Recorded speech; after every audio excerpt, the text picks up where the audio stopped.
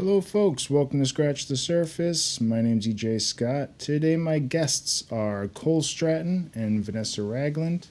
They are the hosts of the Pop My Culture podcast, and they recently had their last episode, and I wanted to bring them in and talk about their experience of having their podcast.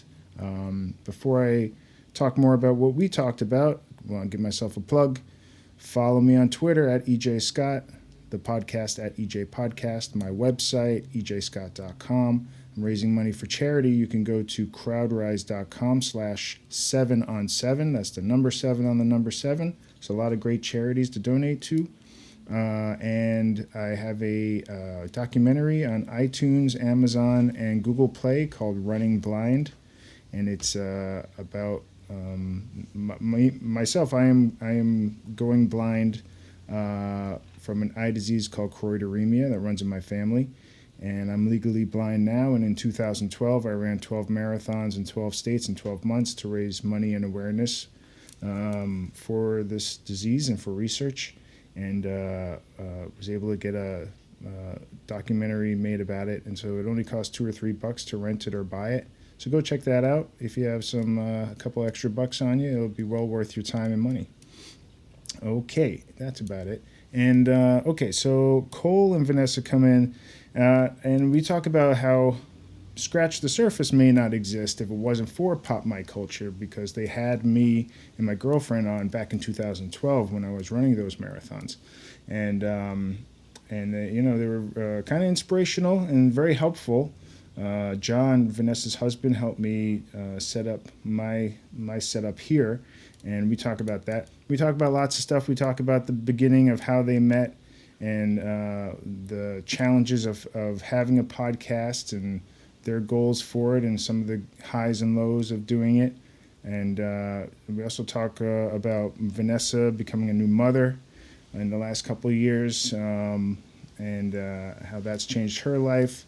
And Cole, how he developed the San Francisco Sketchfest, which is the biggest sketch fest in the States, I believe. And we talk about the beginnings of that and how he did all that. So we have a lot of laughs. We have some good times. We reminisce. And we talk podcasts. So here you go from April 20th. Nope. That's not right, is it? Yes, it is. From April 20th, 2017, this is my talk with Vanessa Ragland and Cole Stratton from Pop My Culture. Hi, guys. Hey. Hi. Pop My Culture. What? It's in my kitchen. This is so exciting. Post-mortem my culture.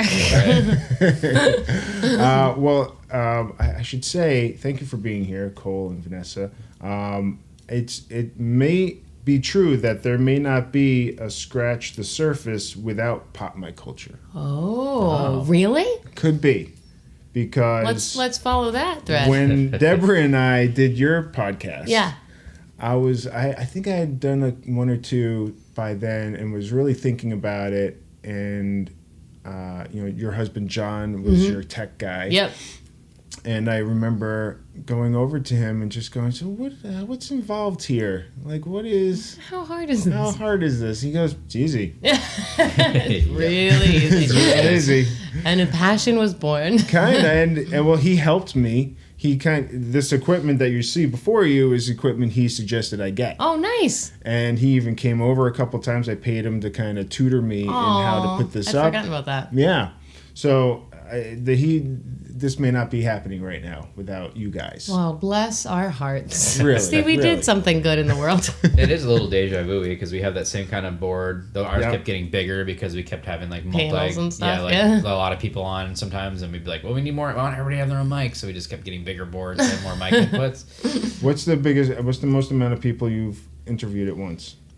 Whew, that's a good question. It would be doing one of the Pop My Corks, the big like year-end reviews, and probably I think we had six guests. I think we've had 6 on. Plus us, so that's a lot. 8 mics. Yeah. That need to go into a board. Yeah. We definitely had ones in the past, like we had Throwing Adventure Hour people on or whatever. They were pretty big when we didn't have that many mics, so we kind of had like 2 people per mic or whatever, but then you'd always listen back and there'd be like one person that sounds like they're in a tunnel a mile away. Yeah, yeah. One person is right on it, like they're on an NPR show. So I'm doing a interview coming up with the girls from Teachers on TV. Oh, awesome! And there's the Katydids, and there's 6 of them. So it'll be my biggest interview, unless I'm assuming somebody's gonna. Unless God forbid something to happen to some of them. Yeah. But it would be good for just being manageable. Right. You know. Nothing terrible. No. Just something that sets back their day a little bit. Have them rotate through one mic every like 3 minutes on a timer. Goes off mid sentence. It'll be like speed dating. Right. When you guys put up your final podcast pretty recently. I don't know, what, a month ago? Yeah, January. So. Oh yeah, I was like, I don't know when it was. We either. did it. Our last one was at Sketchfest. Yeah, it was at Sketchfest, like beginning of mid-January, I think. Yeah. And then we posted it a week later, maybe. Mm-hmm. I think like mid-January is when we officially said goodbye. And why did you guys say goodbye? Well, we were turning into monsters. Yeah, what do you mean? Fame had gotten to our heads. This industry, honey. That's right. We've been doing it for 6 years. Yeah. And things have changed in our lives. Yeah, I have a baby now, which is the problem. Is a big problem for me. And he wants to co-host, and I was like, no. I know. He's very pushy. Yeah. But that definitely, as anybody with a kid knows, is like such a shift of what you can do with a day, basically, and what your time is. Mm-hmm. And I feel like we've done it for 6 years and we're still loving it, which was kind of the best situation to be like, I think to reframe. And we'd gone through we'd talked to all of our favorite guests. We're coming to a point where there wasn't as many, new people. It felt like we kind of had a stable of guests, kind of. Okay. But yeah, just a lot of stuff, and we're both busy. I mean, Cole has the festival. He's performing improv every night of his life, and sketch and other shows. But it's weird to not be doing it, for sure. And I think we both got so busy with other things in our lives that we just weren't keeping up with the pop culture that our whole show was based on. Right. And so we were a little bit, but not as much. I used to love it. And if you listen to our early podcasts, there's a lot of the Olsen twins, they're crazy. Yeah. We saw every movie this week and and those things had all suffered for sure, just with life. And then with the addition of a baby for me, I'm like, I don't know what's happening. I'll look on there, but I am angry about pop culture instead of excited about it, or trashy celebrity culture, which used to be funny and salacious, and then it's just Can you switch over to hey, you guys see Nickelodeon this week? Who wants to talk about Tumbleleaf on Amazon Prime? Exactly. It's a great program. It was also we kind of ended at a time that was if you're not a Trump supporter, it was kind of a dark time. So we were just kind of tired. I guess that's one way of putting it is because of all the weird stuff happening in the world, it felt weird. And I'm not political at all. I'm very apolitical. I try to push it away, just to not make myself crazy, because it will make me crazy if I fixate on it. But it just felt weird getting on a microphone and being did you guys see Moana? I mean, crazy. And I am political, and I liked before that our podcast was only for fun, and that was even in our thing, we'll never talk about politics, and that all felt right and good and silly, and then it didn't this year. It felt so Trump ruined everything. Yeah, isn't that a shock? This is Trump's fault. That was the biggest casualty of Trump was our podcast. It was hard not to talk about it. We were trying really let's not talk about whatever. But then every guests would bring too, it up because it's just so horrible looming happening. thing. Yeah. So I don't know. It just got a little harder, and I think we were just kind of maybe it's time. Yeah. And we did it for about a year longer than we were kind of going to. We kind of thought about it, the previous Sketchfest, but then we thought well, maybe if we just kind of cut back how often we do it, and not put pressure on ourselves. And that's one thing we did well is we never put pressure on ourselves to follow a release schedule. We were trying to do 3 a month, so every 10 days or so. But some months we had 4, some months we had 2, some months we had 1, just based on what we could do. Because other podcasts would have seasons; they would record a bunch and they take 3 months off or something and relax and then get back to it. Because it's hard when you're doing a podcast that's it's guest oriented. We didn't do a single episode that was just the two of us. No, ever. Yeah. So getting our schedules to match and a guest lining up a guest, who sometimes they would we'd be due to release one roughly, and then somebody would flake at the last minute, last second, and we'd be oh crap, okay. And then sometimes we'd get 2 done at once. But because our podcast was it's evergreen, and half of it's evergreen, a lot of it's evergreen. But then the news chatter, the pop culture chatter is always what's just came out. Mm-hmm. Right. So it felt weird sitting on something that felt really the first 15 minutes of are very current. Mm-hmm. So we couldn't really bank them and then release them later. So it just it got hard to manage. Yeah. Well, I mean, did you consider just changing format or anything like that? Not really. I mean, we definitely... The show evolved in a lot of ways, and a lot of things changed with it, and certain things we did, we stopped doing, and other things we started doing, that kind of stuff. But overall, like, it got harder. I mean, we did 213 episodes, and I had to come up with a firsts question for every... There's only so many firsts in life, you know? We tried to do a different one every podcast, and I think there's a couple we repeated, but for the most part, they're, out of the 213, there's probably 200 different unique first questions. And then I got towards the end, I was like, I don't know anymore. What was the first parade float you saw? Like, I don't know. It just got so random that, I don't know. It got, I still love the show, and like, I may reboot it at some point when it feels right again. Yeah. But like, as of now, like, it just felt like a bit of a load off in a weird way. It did feel like good timing of just, because we both like love each other and respect each other, so it wasn't ever weird. So it was kind of nice to be like, yeah, I'm tired too. Let's just take a break. Yeah, we're older too. I just turned 40. When I started the thing, I just turned 21. 34 or whatever. Yeah, happy birthday! Finally legal. Well, thank you. Finally, we can do that booze podcast we were talking about. Remember the cigarettes podcast we started 4 years ago? Oh yeah. Yeah, it just felt like it was time. And it was funny. We kind of sort of announced it a couple episodes prior to it happening, just kind of subtly, like in our intros or whatever. We didn't like do a big fanfare, but we did announce it. But what was funny is people after the fact were like, wait, what? Like, after we had finally posted the final episode, and we're like, well, if you've been listening the last 3 or 4 episodes, you would know. Yeah. That was me. That was me. I was like, what? So like at the same time, it's like people are like, we're huge fans. I was like, well, evidently not. Keep up. 3 months ago. My favorite was like right after, some guy on Twitter was like, I just found your podcast, I love it. And then like over the course of 4 days, he binged everything, but he kept like tweeting to me about it, like, oh, this episode is great, da, da, da. And then he found out it was ending. But I guess like I thought he had known the whole time that because it was right after we'd posted our final episode. And then he's like, oh, I'm so bummed. I just listened to like 200 hours of you guys. And now it's over as quickly as it began. Wow. Yeah. What does that guy do? I don't think much. I feel like he's fun to talk to, and he's got a lot of free time. He's good to Twitter interact with. Yeah. Also, the trolls were getting meaner too. It's just kind of like, leave us alone, guys. We're not getting anything for this. We're doing it for fun. What do you get on troll wise? Yeah, what troll stuff? I feel like I must mostly have... iTunes reviews. Oh yeah, I don't don't read those because people are always mean. We have like a 4.5 star average, which is pretty good out of 500 something reviews. Mm-hmm. We were 5 stars for a long time, and then like in the last year or two, we started taking a hit from people that were just like, these guys are grading, they're terrible. Their guests are good, but they suck. Like, I don't even want to hear it. I don't even want to. Sorry, I didn't mean to leave. Why would you do this to us? But it's just why would you do this to to us, EJ? Because these people, like, if you click on what else they've reviewed, like, it's usually like they like 1 or 2 things that are like shock jock kind of shows, and then everything else like, this show sucks, this show sucks, this show sucks. And it's the human personality. Like anybody that leaves the angriest Yelp review ever, you're like, oh honey, I'm so sorry for everything that's happened to you. Mommy and Daddy didn't love me. Yeah, where's that Yelp review? Yeah, it's all the 1 stars. Reviews from my parents. Yeah. By the way, a few words about my childhood. Cantor sucks. And when I was 2 years old. How do you like being a mom? No, just kidding. What would your kid leave as a review for you? Well, apparently when I dropped him off at preschool today, one of his teachers was like, he tells me you make the best smoothies. And I was like, oh my gosh, thank you so much, Oliver. He never told me that I did the best smoothies. He always seemed to receive them as average. But the word's out that I make the best smoothies. He doesn't want to go to your head. Right. I get that. I am a monster. One compliment and I'm raging.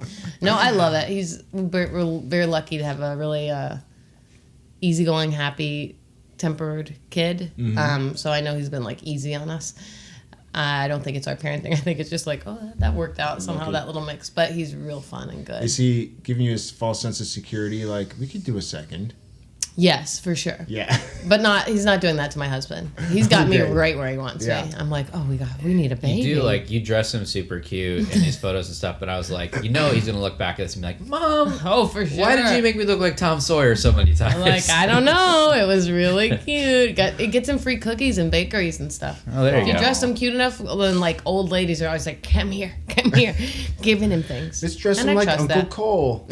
Yeah. There's, like, photos that my parents dressed me up like, oh, you put me in, like, a red velvet tuxedo when I was 3. Like, what was that? It was fucking hot back then. I know, right? I think that sounds amazing. I had pictures of me as a baby, all denim. Head to toe denim. Yep. Baby denim. Oh, yeah. That's impractical. Oh, yeah.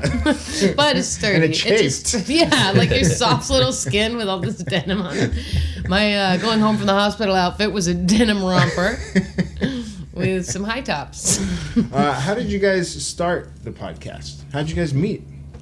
We met through Westside, right? Yep. Through the Westside Eclectic, now the Westside Comedy Theater that MI runs. But it was eclectic back then with its rainbow chairs, no audiences, but it was a fun place. And it's a playground. Yeah, well, it was. Yeah, before it was Westside Eclectic. What was it called? That was the first thing. Right, and then Mission Improbable took it over. Mark Campbell ran it. With Jamie. Yeah, with Jamie Flam. And, yeah, so we met there. I think doing improv. Yeah, we did a team called Ladies and Gentlemen. Was that the first one? Yeah, but we also wrote sketch together. Remember when they did video stuff? Oh, yeah. I don't know the trajectory of it, but it was a really small community at that time, so you were able to make, like, I look back and think that was a weird time for that theater and that space, but it was a really lucky time. I had just moved to LA, so that little community was just forming, so you get to make really, like, close relationships with people. So we met, like, probably 9 years ago. There. Yeah, about that. We were putting on a team together, Ladies and Gentlemen, which eventually became Bruce, which we're doing a reunion show of in a couple weeks. Which I love that. It's so weird. Should be fun. So we did that, and then because I run SF Sketchfest, we had a lot of podcasts through there. We would do live versions of like Never Not Funny and Doug Loves Movies and things like that. And at the time, there was a lot of podcasts, but there weren't a lot of podcasts yet. We came in, I think, I want to say like the second wave of podcasts. Yeah, really. like if it was in the thousands, it was barely in the thousands. It was really, especially comedy. I mean, there were a lot of them, but again, we started 7 years ago or something. Yeah, something like that. 6.5 years ago. Maybe 2010, I think. Okay, yeah. And we were able to be on the charts, even though we're not names. You know what I mean? Yeah. Like it was pretty rare, and that because we weren't with Nerdist at first either. It was totally independent. That happened. The first 20 episodes or so, I don't think we were really charting. We were getting okay download numbers, but the idea was that. I mean, I've been in pop culture nut all my life. Like I worked at video stores and went to film school and just was like super into movies and TV and things like that. And I can talk it forever. I'm kind of like IMDb in my head. Like I know who's been in everything. For real. All that stuff. I've gotten worse about that, but I used to be really, really good at it. So I just kind of had this idea at the festival being like, why don't I start a pop culture podcast? And like, I'd love to have a good co-host. And then I thought like, there's so many Sausage Fest podcasts out there, just dudes talking about stuff. And I was like, I'd love to have. Talking about our penises. Right. I'd love to have a lady co-host. Congratulations. First of all, congratulations. Thank you. I appreciate it. We're all so impressed. I've worked very hard. Yeah. And so then I thought about like having a female co-host, and then I thought of Vanessa immediately. Just cause, well, the first 4 people weren't available. Their shooting schedules were too intense. There's 2 people that popped in my head: Vanessa and Janet Varney, who I also work with. And I love to be in that esteemed company. I love Janet so much. And Janet is a super she does so much stuff. She not quite from the Chris Hardwick playbook of every job that there is he has, but she's super busy too. So I didn't even think about it. I thought about it, and then I was like, and I thought, well, Vanessa and I have a fun chemistry. Yeah. We're very different from each other. I'm very kind of like dry, and she's like very goofy and over the top. And I thought that could be fun. Maybe I don't think I'm over the top. Just for the record, I think I play it very close to home. But so I'm play by play. She's color commentary. Very subtle. Yeah. I just use shades in my comic. Very nuanced. So we thought of doing that, and I thought, well, no one knows us, so I think we need to have guests that have some pull that people have heard of that would bring people in. And because of my connections to the festival, I knew a lot of people that I could use this as a favor. The festival, the San Francisco SF Sketchfest. Yeah. which you co-founded. Yeah, in 2002. So we met, our 16th year was this past January. Congratulations. That's a She big can deal. drive. That's a big deal. It's a big thing. Finding, what do you call it? Founding it? Finding Neverland. Founding Neverland. And if that festival ever moves to Europe, it can have consensual sex with an adult. Oh, it is an That's adult. an really good to know. way to look at it. Yeah, never would have thought You're of welcome. that. Thank you. I think Heads I'm up, going into Roman international Polanski. policy. So we set the bar pretty, like, initially, like, with our guests. Our first guest was Sam Levine, also one of our last guests. Yeah. Because I'm close with him, and just thought, we didn't know what we were doing. We had one laptop and a snowball mic. That evolved pretty quickly, though. Yeah. We were But like, early oh, that on, doesn't sound good. we didn't know what we were doing, really. So we, like, went to Sam's apartment in Hollywood and, like, sat it down and talked about, I remember we talked about Avatar was out. Like, Oh that my was gosh, a thing. your memory is so good. To me, I'm like, I don't know. Who's I think Sam Levine? Yeah.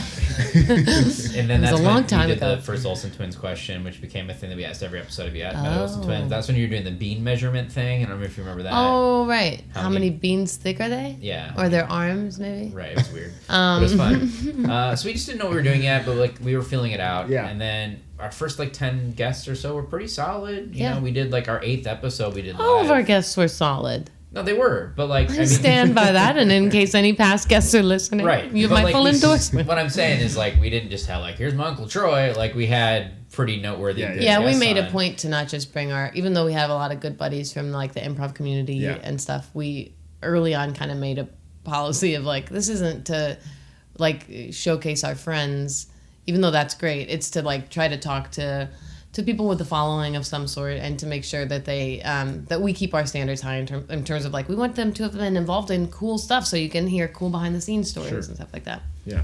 Because we're nerds about the stuff most of our guests have worked on, so we like want to hear those Yeah. stories and like they love to tell them if somebody will let them. Yeah. So we kind of did that, and then I think it was episode 23 or so. Oh my God, Cole. When these are big moments in our Yeah. podcast life. 20 minute 16.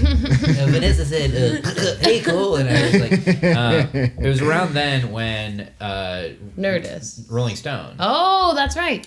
Rolling Stone put out a list of the top 10 comedy podcasts of the moment. Oh, And we that's were a big number deal. 2. Yeah. Which was Wow. ridiculous because we were only like 23 episodes in. Yeah. Like, number 1 was WTF, 3 was the Pod F Tomcast, Nerdist was 4. And I remember that day I was at Disneyland.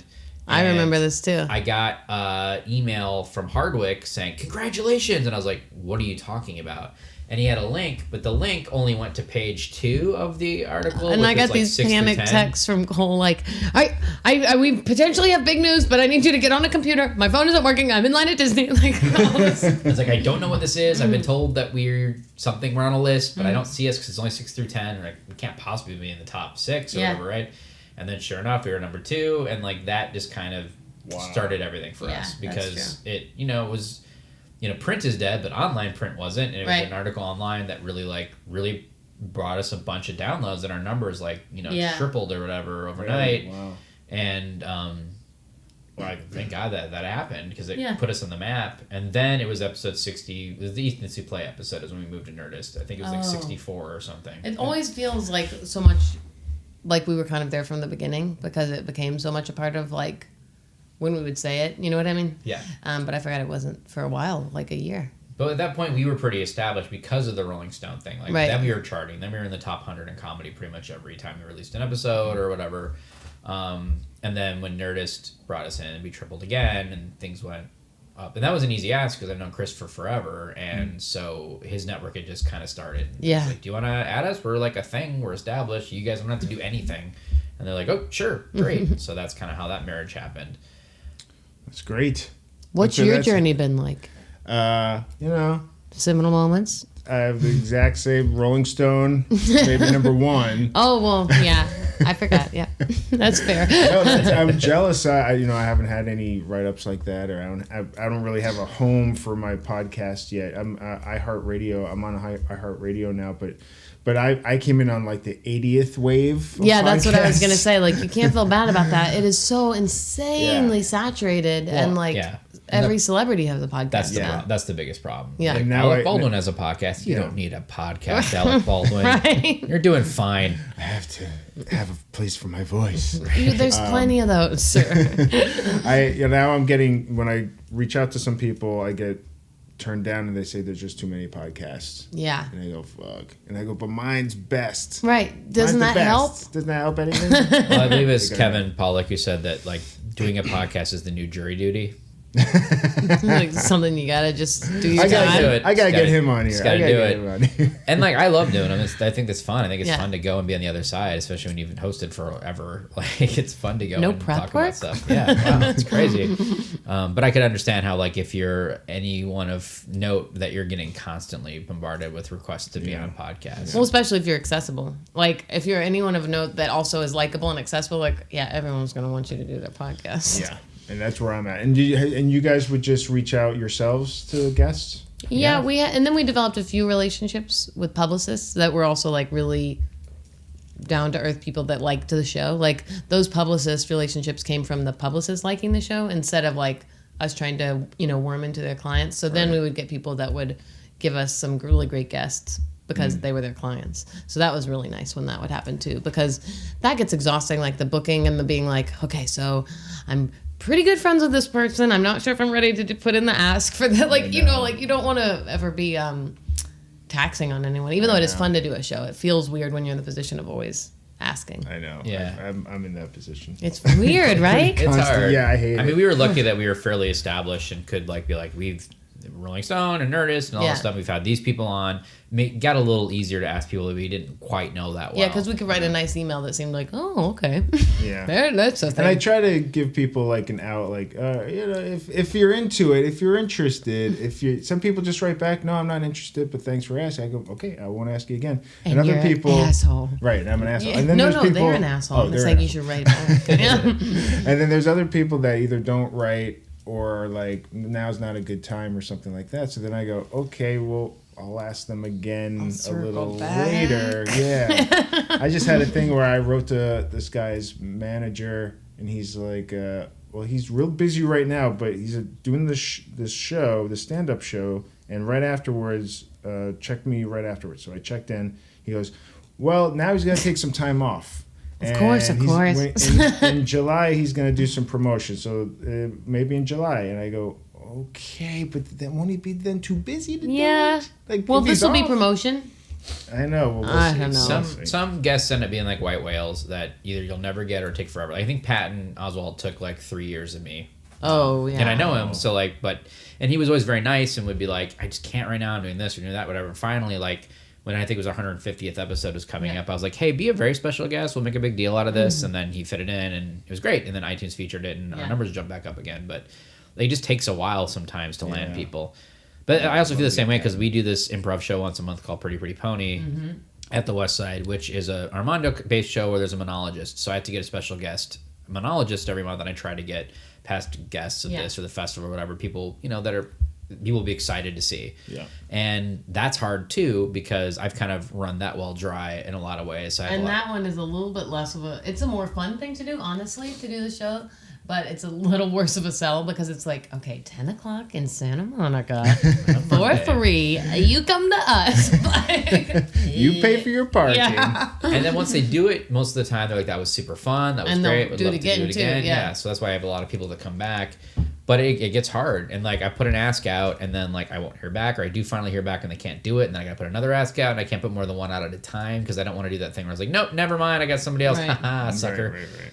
And then the show creeps up, and it's like, crap, I've got to get this thing out now. Who am I going to get?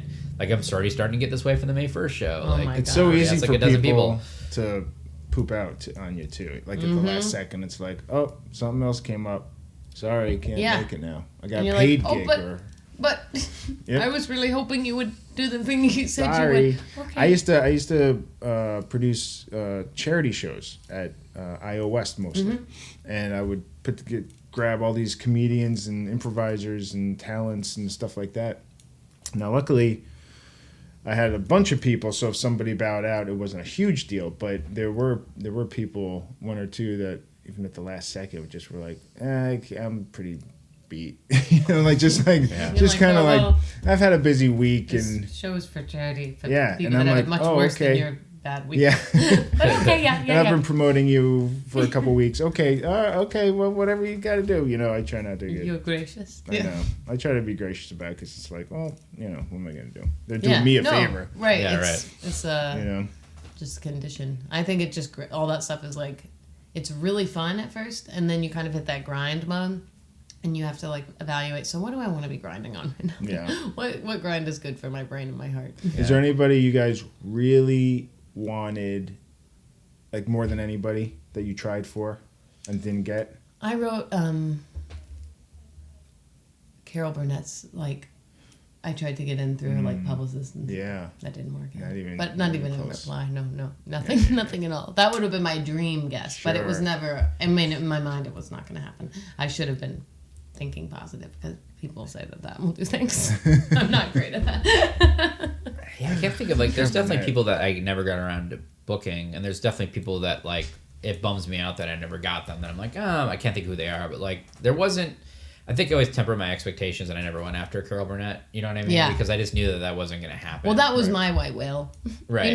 Even when I was writing, I was like, she is not going to want to do this. I don't know if it would be good for her to do this. Did you tell her I have red hair? I just really love to see her. I'd really I'll tell you who we didn't have that I wish we had had. It was John Hamm.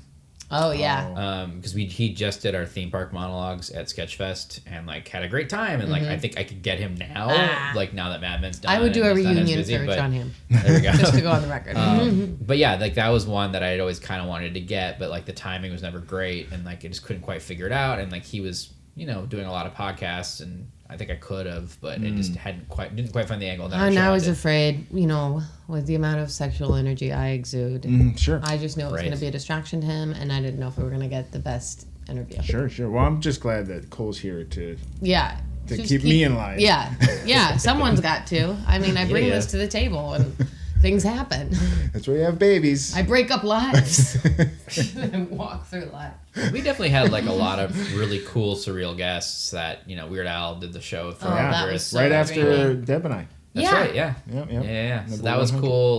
There's certain ones, for me, Eddie Deason was a big deal. And was one of the most funniest, surreal experiences of my podcasting life. Who's that? Eddie Deason is a guy, he played Eugene in Grease, the nerd in Grease. Oh. He's in a bunch of stuff in the early 80s. He's in War Games. Eugene, yeah. It's him. That's a better impression than mine. No, yours is grating. Eddie Deason, that's what he sounds like. Yeah, hi, hello, how you doing? Eddie Deason. Stick thin. Yeah. Yes. Back then, anyway. You still. Really? And he at this point, he was just doing Dexter's Laboratory voices and things like that too. He still works a little bit. Voiceover stuff? Yeah. So he's around, but I just was I would really love to have Eddie Deason. I love him. It's one of my favorite character actors growing up. Well, you set a resolution for him, right? And for, what's his name from Karate Kid? Oh, William Zabka. Yeah. I feel like these two people, we would have super famous people, and Cole would just be himself. And then these guys that to most people are kind of obscure. Yeah. Cole's eyes are as big as saucers. It's just it's happening. But there is a following. I mean, there's a lot of Coles out there. Oh, that for would sure. love to listen to it. Well, and it's nostalgia, and it was especially with Eddie. It was funny because he's a very disarming kind of guy. He's really strangely vulnerable and honest and kind of blurty. And didn't you drive him to the podcast? You picked him up. Yeah, he doesn't and stuff. drive. It's just immediately more intimate than I was expecting. The whole thing. He was I'll do it, but you gotta pick me up. And I was okay. So I got him through. Well, he likes to hang out at malls. This is 100% true. He loves to hang out at malls, mostly bookstores. So that's a problem because those are disappearing. But he likes to hang out at malls. So he picked him up at the Grove, and then drove to Vanessa's old place, which is Baldwin Hills-ish area, and did the podcast. Then afterwards, he's can you take me to my tax guy in Glendale? Oh my God, Glendale! Yeah, so pretty much then I took him to his tax guy, and then I dropped him off at the Glendale Galleria. So it's just those kinds of things that it's I'm chauffeuring. That is such a funny life. Eddie Deason around. And like ending the trip at the Glendale Galleria is so perfect and strange. It was great. And also, like, he put me on his email list, which he then has now since stopped. Yeah. Now he's on Facebook. But his email list was every single day you get 3 emails from Eddie Deason. I was on it too. God. And then nobody's BCC'd. It's all a bunch of AOL email addresses. You see everyone's addresses, and the whole email, which is long, all 3 emails are long, are in all caps. They're all in caps, which is kind of like he talks. So it makes it look, you read it like Eddie Deason. What does he write about? There's like fact of the day, which would be like, you know, Beatles trivia. Your Beatles trivia thing. And then whatever else he wanted to write about. He's a huge Beatles fan. Like the biggest Beatles fan. Like a knock joke. Yeah. Everyone, or just like, he takes a yearly trip. To Vegas with his mom. Yeah. Yeah. And there would be such... I mean, these were email-less things, so this isn't like talking out of class, but it would be like, I love Mom and I are gearing up for Vegas. It would literally be like, because what he would say is like, I'm going to be in Vegas next week, so you're not going to get emails for 4 days. Oh my God. And then he since doing that, but now he does it on Facebook. But it's all caps. I love it. It's like eccentric in the best way. This really was a mind boggler for me. This year or last year, it's just April, so it was last year. For April Fools, Eddie posted a status that was like not in all caps and was like, just realized I've had caps lock on this whole time. Like he's like, aware of it. He's aware of it. And like all these comments were like, oh, thank God. And then his replies are in all caps like, nope, it's my thing. I just love it to death. Like, and I'm like not taking a piss on him at all. Like I love Eddie Deason. Like I love him. It's just all these eccentricities made me love him even more. It was just like the funniest thing. The 100% greatest dude. So it was worth getting him. Oh yeah, and like it's a great episode. Like he tells great stories because he's worked on so many cool things. He is too vulnerable, so he's telling things he probably shouldn't be telling. Like.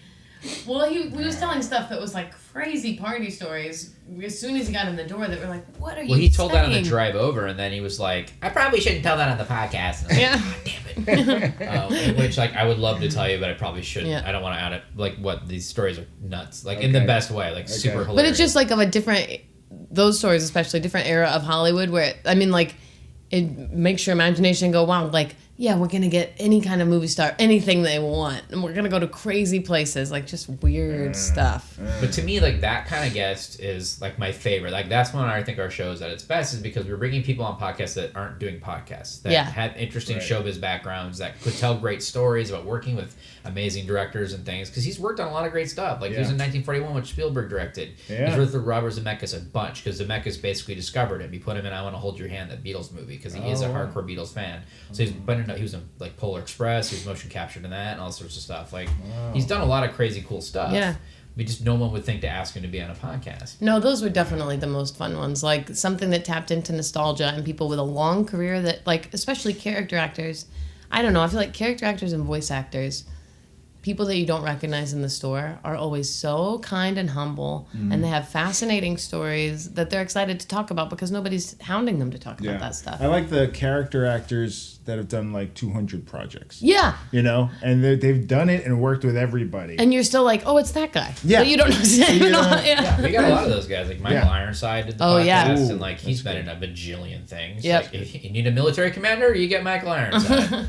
He'll do it. Like those are the guys that like excite me so much that like I did this little stupid project that never went anywhere. I wasn't planning on doing. I started making character actor trading cards. Oh, I forgot about them. Which I made like 50 of. Like out of a list of 100. But like it would be like a picture of them on the front, and then the back would be like, you know, stats, like selective filmography and like a fun trivia question about them or whatever. Right. Just cause. All caps. All caps. But I was just doing that for fun, like just goofy. Like I never went to do anything with it. Like maybe one day I would take the originals and like print out a couple sets and just give them to people that would appreciate them. But just because those guys are so like, I think they're the best actors. Character actors have the hardest jobs in a lot of ways. Oh, my weirdest moment on the podcast was we had Carrie Elwes on. Oh, yeah. And I was so excited and uncomfortable because it's like, this is a childhood crush. Sure, like, of course. Wesley? Yeah, like, it's a big deal. And then it's like, oh, they age. People age. Yeah. And he wanted to put hair gel on before we took a photo. He was a great guest, but that was the only time that I was like, I like having the character actors. Do you know what I mean? Like the people that it's just like, you're a great, funny person, and I never had like a million daydreams about being like, your Princess Buttercup. And he was great, but it was like a cleaving from reality of like, oh no, Well, it was very real. It was because we got through publicists and stuff because he was doing his Princess Bride book was coming out. Like it was very controlled. Like it was the most controlled I think we've had ever to be. Yeah. Really. And I don't know how much of that was Carrie, but how much of that was the publicist. But it was like they really they wanted us to submit our questions in advance, and we were like, we're just gonna ask about like. The Princess Bride. And like that's what basically they're like. He just wants to talk about Princess Bride because that's what he's doing right now. And we're like, that's fine. Like we're good with that. It'd be weird if he's like he just wants to talk about the chase or something. But Princess, like, great, fine. This is never wonderful. got enough coverage. We'll just ask him about the show. It's fine. And it was great. Like he was a good interview. Really cool. But also like last minute too was like he had to go to something else. So we had him for like 30 minutes. Oh, I don't even remember that. Which for us was like we do an hour-long show and we're like, okay, well we'll just do a special intro saying like we have Carrie Always for 30 minutes. Enjoy it. Which I still think it's a good fun episode. Yeah, it's you just never shorter. want to see a hero put on hair gel. Yeah. I mean, that's my It would be though. So just put some foundation on real quick. Yeah. It's like, no, you're perfect. Yeah, you're perfect. I like my interviews to be at least 90 minutes usually. So it's hard to be like, what? They go, how long will it take? I go, about 90 minutes? And they go, what? That's a long time. And they go, well, sometimes I'll get, maybe I could do an hour. And I go, okay, I'll take it. And then you get them talking. And then I get them talking. And then they like sort of enjoy themselves, hopefully. Right. And I go, okay, well, your hour's up. And they go, no, you gotta keep going. That's kind of how we would always say the podcast is about an hour. Like that's what we would tell people. Yeah. So sometimes it would and then be, we would just read them, and like when it felt like it was getting like they were feeling done, we would go to our questions sooner. And when it felt fun, we would just like, because also you don't even have to feel it out that much. When a person keeps offering anecdotes, you're like, oh, they're fine. Yeah. They're like liking this. Yeah. So sometimes it'll be funny because the guests will be like, I don't know what I'm going to talk about, like, but and then they come on the show and they never stop talking. Yeah. And, like that's great. Like. It's never been about us. Like a lot of podcasts, I think it is, and the hosts like just hog the thing, like they don't let their guests talk that much. And to me, that's frustrating. For me, it's more like we're here to pull a good interview out of this person and have a good time along with it and joke around and riff a bit, but. Hopefully it's not about us. It's about whoever we get in. And some people who knocked us said it was because it was about us. And I was like, really? Because if you listen back, like we're very generous. And you also don't know anything about our lives. Like we never talked about our lives or anything. Yeah. If anything, it's like sometimes we would talk more because the guest wasn't opening up. They're like bottled up. So like we keep trying to find a way in. Those are tough interviews. Yeah. There's a couple. We had a couple of those, but like out of 213, like there's maybe like 5 or 6 that were tough, and then ended up being fine. Sure. You know, like. Everybody else was like super cool and opened up to us and realized that like they were in a safe space, so to speak, and we would always tell them like, look, it'll go wherever it goes. It doesn't need to be regimented. We'll take anything out that you want us to take out. So sometimes somebody would be like, oh yeah, that thing I said about whatever, maybe pull that out. Yeah. About the murder. We would, right. I don't want to admit to that right now. Sometimes we would just choose to pull some stuff out that like kind of went to a dark place or something, and then we'd just be like, I don't want to deal with. Anybody ever tell you not to air it? They do it, and then they're like, you know what? Can you not air that? No. Have you had that happen? Yeah, recently. Oh no. Recently. Did it just get too real? I guess so. I didn't think it was that bad. I think the guy's just really personal. Well, he's a Zodiac killer, and you know he. I think that's it. They haven't found him yet. He's just like that might give me away. But he, I think he wasn't expecting maybe because I ask sort of personal questions that I don't think are too personal. I'm like, so what's your family like? You know, like that type of thing. And then hours after I was really excited about it. I thought we ended well and all that stuff. And hours later, he goes, "Can you not post that?" And I go, "What?" I go, "What do you want me to take out? I'll edit something out."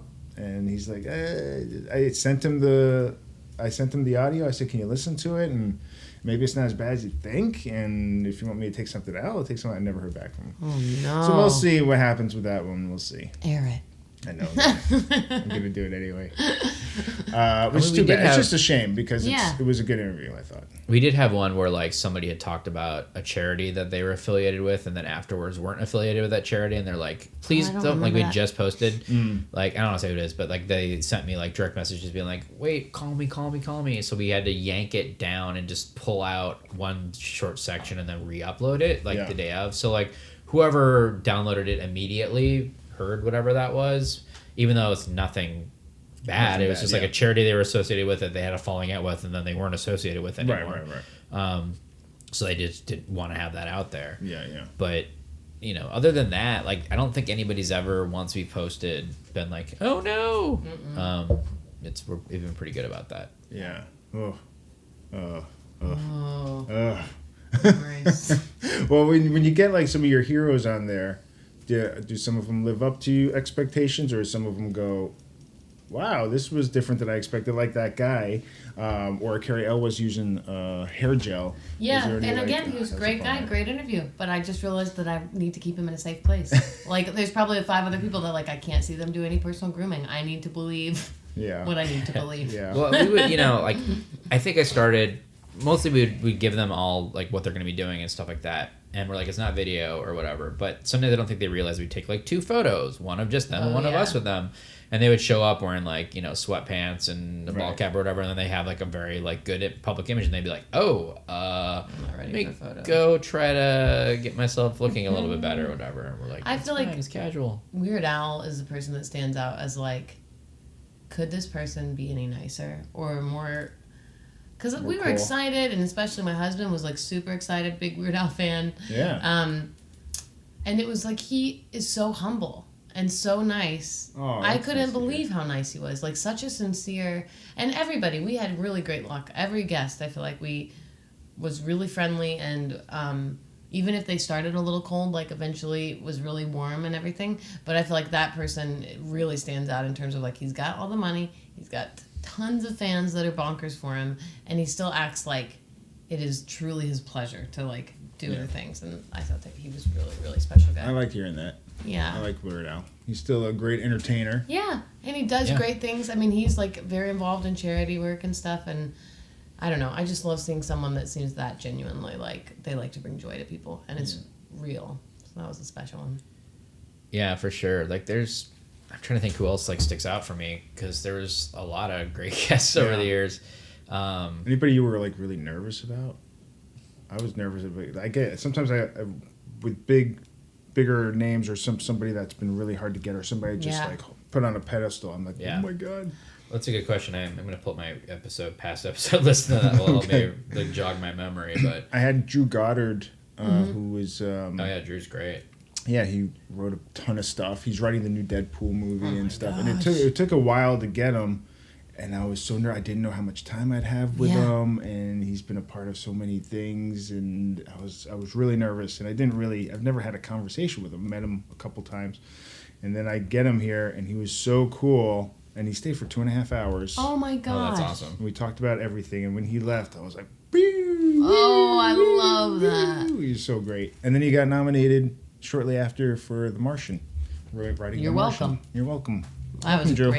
great movie. I mean, the first time he had Tony Hale was super great. Tony Hale was great. But then we ended up, like, hanging out with at Comic-Con because he didn't really know anybody. And, we hung out with him the whole weekend. I was like, oh, my God, Tony's great. He's awesome. He's such a nice person. I was definitely nervous about Alan Ruck, who I love to death. And he was amazing because he's another one of those character actors that I love. Yeah. Who's been in a million things. I was nervous about that, too, because I love Cameron so much. I mean, I love him in everything. But that Cameron, there's that age where it's like those things are so imprinted on you. Yeah. It worked for me. Whatever he's doing with his life, it didn't disturb it. He's different enough from Cameron. He's not still trying to be Cameron. Yeah. That was the relief, I guess. No. Cameron really had some problems. Yeah, he did. Such a nice house, though. Really nice. And the car was nice, too. We did Bob Odenkirk at Sketchfest, this live one. And, like, Bob is great, but he's a little eccentric. He's he's like a super nice guy.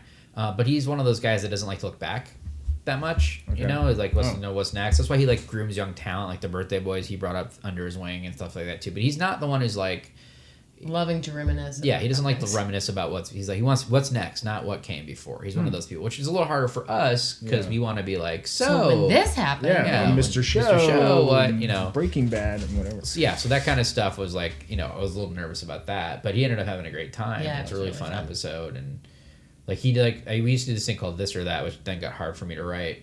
Which is like you had to try to figure out if it was one thing or another. And the one thing I did on that episode was this or that NHL player or Middle Earth character. Yeah, those are funny. Same kind of character. And like he really, really enjoyed it because it was just silly. But like that's the point in that episode. I think we won him over. Right. And then he was just super great.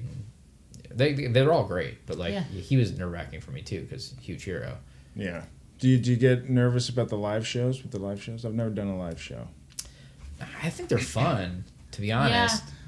Yeah. To me, it'd be a different interview. I feel like if you're interviewing somebody here in my kitchen, it's a lot more casual, intimate. But when you're in front of an audience, now it's a performance. Yeah, I think that often ended up with voice actors for those live shows.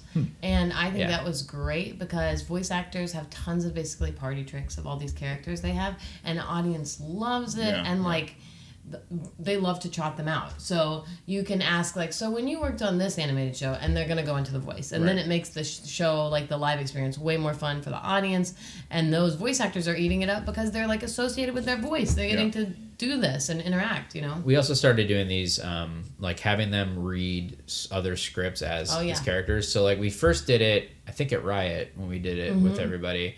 I had Maurice LaMarche and Rob Paulson, who are Pinky and the Brain, read Abbott and Costello's Who's On First as those characters. And it worked really well. And then later on, we did an event at Sketchfest that was like an afternoon with Pinky and the Brain, which I moderated, just the two of those guys. I had them do that, but I also had them read the La Royale with Cheese scene from Pulp Fiction as Pinky and the Brain. And like we posted it as a clip on Sketchfest YouTube channel, just, you know, whatever. It was up for a year, had like 1,000 views, no big deal. Then all of a sudden, somewhere it got like started getting shared on Reddit or something. And now it has just under 1 million views. That's like so crazy. It just blew up because that's the kind of weird viral thing of like, hey, remember these voices from your childhood? Here they are doing something them weird. Doing something completely different. So like stuff like that, I think, is what made it fun. Or we would do like a character quiz where I'd be like Yosemite Sam, and then ask them 5 questions or whatever as people they voiced. But the voice actors definitely were our easiest and best ways of doing the live shows.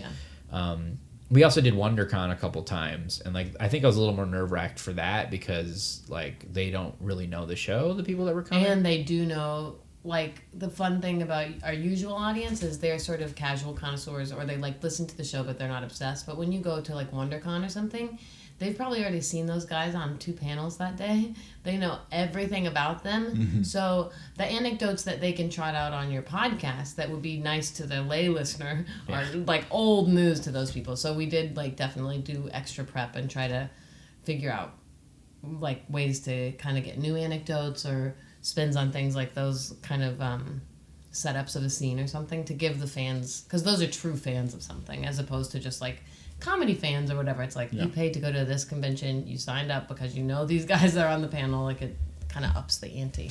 And that's what was weird for us is like we've had pretty big download numbers over the course of our show, and we have some fairly hardcore fans, but they're very casual in their hardcoreness. Like they would just like send us emails sometimes or like a piece of art or something, but it was very casual compared to most hardcore podcast fans because I have a lot of friends who have shows and their hardcore people are hardcore. They follow the show around. They show up at every live show in different cities. They do all sorts of stuff. Like they are like what you would call a hardcore fan. And we never really had that. Well, we're not likable people. Like we're not likable. Right. So we're also like we were never vulnerable in that sense. I do think that was the actual difference. We didn't talk about ourselves, and even our friendship. Like we riff with each other, but it was never like, I don't think anyone ever felt like they were really getting to know us because we were just trying to get to know our guests. And I think that the podcast, like, because we share some of those friends that have the podcast with the really intense listeners, and it's always like, listen, I know you're on that diet, or like last week when you talked about your favorite chalupa, I got you that, and we never brought anything personal really to the show. Yeah, we kept it pretty much at arm's length. Well, like a Mark Maron, he spends the first 15 minutes talking about his life of every podcast. Yeah. So like we never had. Well, we occasionally would get some great emails of people saying, "Hey, I've it's super hard times at work, or I'm super depressed or whatever, and I listen to your show and it makes me happy." Like those are great. Like I loved that because it was what our whole goal was just to be silly and fun and like a fun diversion and not try to go deep into anything. We just scratch the surface, if you will. There it is. Yeah, I like going deep. You stole our concept. I actually like going deep and asking people. Like I've had some really. And I'm kind of hungry for that. I mean, that was another thing about as we were wrapping up. Like, I don't know if it's just being older or different stations in life, but like it's harder for me to have surface conversations anymore. I want to find out more stuff, and you want to relate and connect and stuff like that. Which I'm very honored for the people that tell me the things that they've told me. Yeah, you know, like excuse me. Sorry. Hello, how'd it go? Good. I'm sweaty. Mission accomplished. So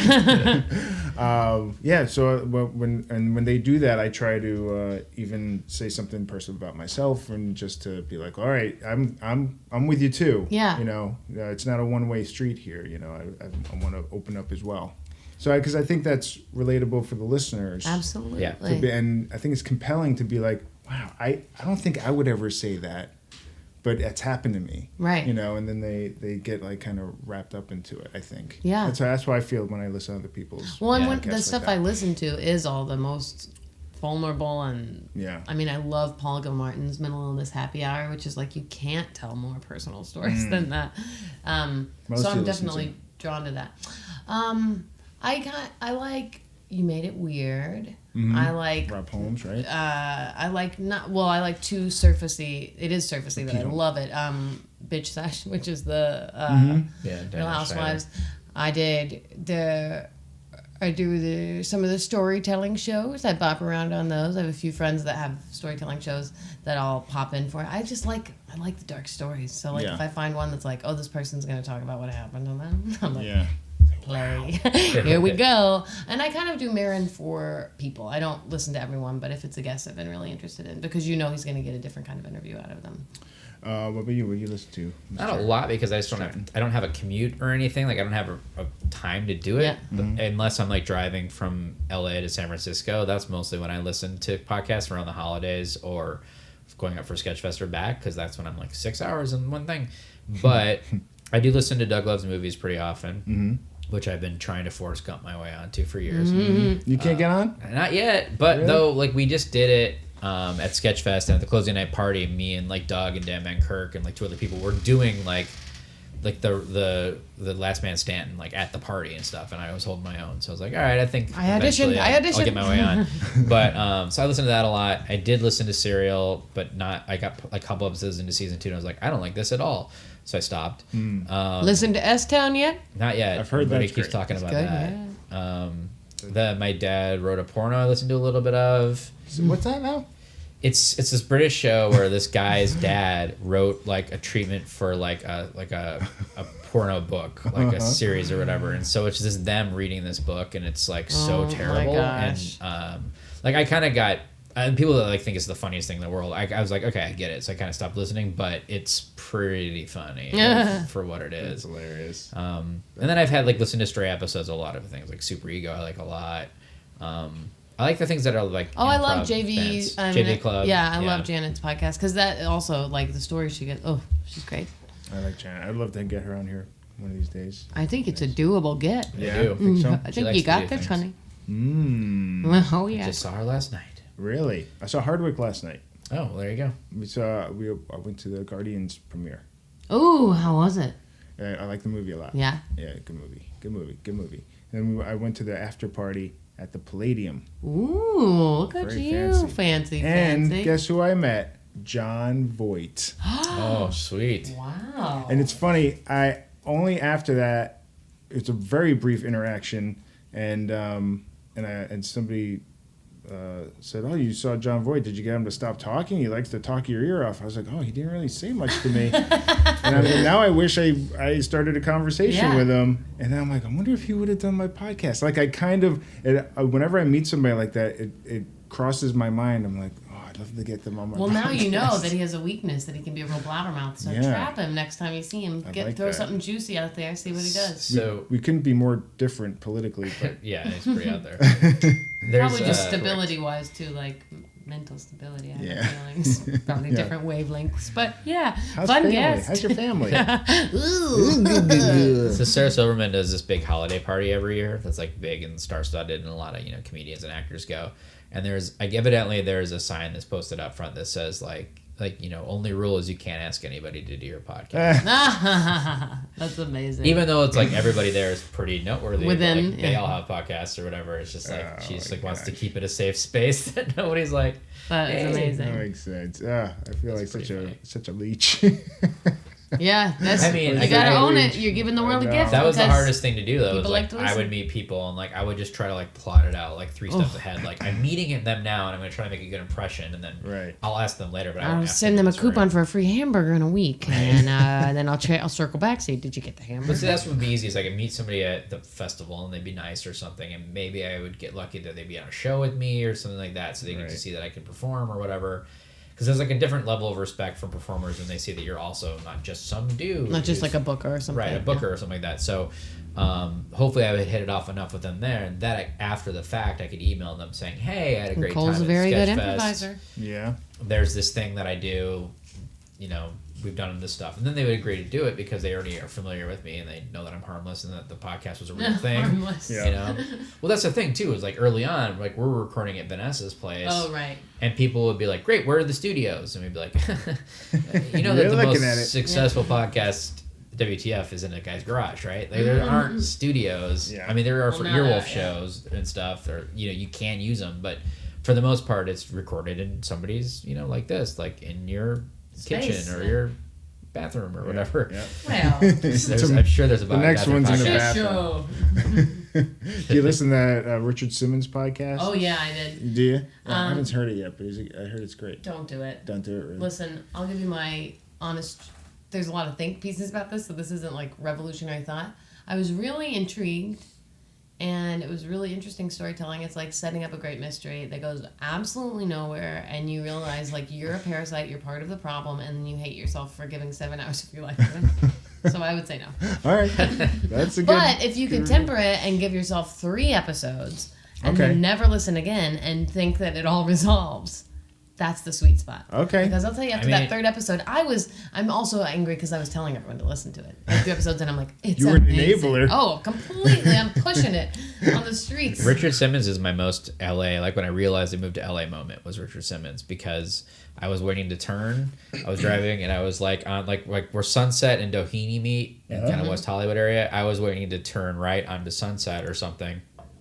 And so like turning left the other way was Richard Simmons driving like a Jeep with, wearing his neon tank top and his big hair or whatever. So it's Richard Simmons. Yeah. And it just felt like time stopped or slowed down as I turned. I was like, there's Richard Simmons. And like, that's when and I think that was pretty early in me being in LA, like maybe 2 years in or something. That's Where when are you I was from? like, Michigan when I was a kid, Davis after that, San Francisco for college and stuff. So I've been in LA now for about 12 years, but. From San Francisco? From San Francisco before that. What about you? I'm from Long Island, New York, originally. Oh, I've never heard of it. But I'm ashamed of it. Okay, sure. So you buried that truth. I'm ashamed of being from Long Island, where they voted Trump. Yeah. They voted for Trump. Mm-hmm. And I have horrible memories growing up there. Okay, so see, you're on the right side of history. and I hate visiting. And all that good stuff. Where are you from originally, Vanessa? I moved around a lot as a kid, but my family, both my mom and dad, were from Tennessee. And I lived there like 2 separate times. But then the bulk of my childhood was split between upstate New York and Virginia. And why all the moving around? Not a good reason. My dad, everyone's like, military brat? And I'm like, no, just like jobs. My dad got transferred. He was like a manager for business. And then like Johnson & Johnson bought one of them. So we moved to where they put the new place. So he would go to like help businesses get all started. Okay. So we lived everywhere for like about 4 years, which didn't feel weird as a kid, but now like I've lived in LA longer than I've lived anywhere, which LA doesn't feel like home in my brain. Really? Because you come here as a grown up and it's like, this isn't my home. This is the second chapter, but I don't know where my home is. This is temporary. Yeah, but my family lives in Virginia now. My parents and stuff. How'd you like moving around as a kid? Was it hard? I think you don't even know when you're little. I mean, like I moved the first time like right before kindergarten, and then every few years of school we would move. So I didn't like it, but it didn't feel tragic. It just felt like, oh, that's what people do. And I think it made me like learn to make friends and keep friendships, which are definitely like my favorite skills I have. Like you can identify a kindred spirit pretty quickly, I think, when you move around, and that like distance doesn't matter to stay close to. Like I did my best friend that I met on the first day of kindergarten. I officiated her wedding this year. Like we haven't lived in the same state literally since we were 8 years old. So you can stay close to people, everyone. That's my big lesson. Did you develop your sense of humor by moving around and trying to make friends? I was just kind of ugly and weird. So you have to try to find a niche, man. You gotta really try to elbow your way in there. Were your parents funny? I don't know. I don't No. Or would you talk and they would look at you like, what are you talking about? Like, they thought I was sillier than them, for sure. Okay. They're both, like, they have both good senses of humor, but they're not, like, funny people, I don't think. You have a sister. I have a sister who's older than me. She funny? Nope. Nope. Like, decidedly so. She'd agree. She's like, I don't want to do that. I pass on humor. Yeah. I'm not really interested in that. But definitely being silly was like the way to make new friends at a school. Like, instead of getting made fun of, just be the joke. Yeah. And then eventually you'll find some real relationship, and all the else will fall away. And you moved out here to be an actress? Writer? Not actress, really. writer? I was in grad school. I just done 1 year of grad school for poetry, to write poetry, when John and I got engaged, who's my current husband. And you met him in college? I met him in undergrad. Oh. And so I had moved to grad school in North Carolina, and it was a 3-year program, and John moved out to LA because he wanted to be a filmmaker. Mm-hmm. And I took a year off of college 10 years ago, off of my grad school. I never went back. Because we'd done long distance for a year, we got married, and then we moved out to LA, and we thought we would just be here for like a year. Right.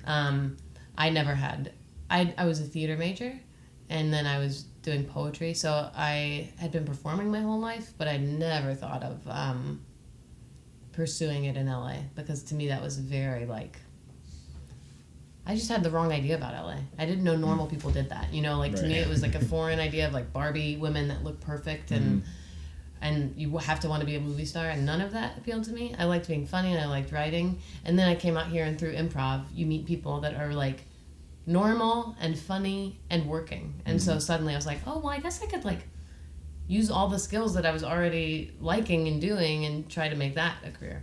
So I'm still like kind of navigating what I want to do, because I didn't come out here like hungry to do anything other than make things. I just want to make things. And you went to Groundlings and stuff like that, yeah, right? and I still perform at Groundlings. What show at Groundlings? I'm in every month the Bad Company show there, which is next week, Thursday. I don't know when this is going to drop, but Thursday the 27th at 10 p.m. And then I have friends that I write with there that I'll do their shows as well. Okay. So that's fun. And then Cole and I do stuff in Santa Monica at West Side.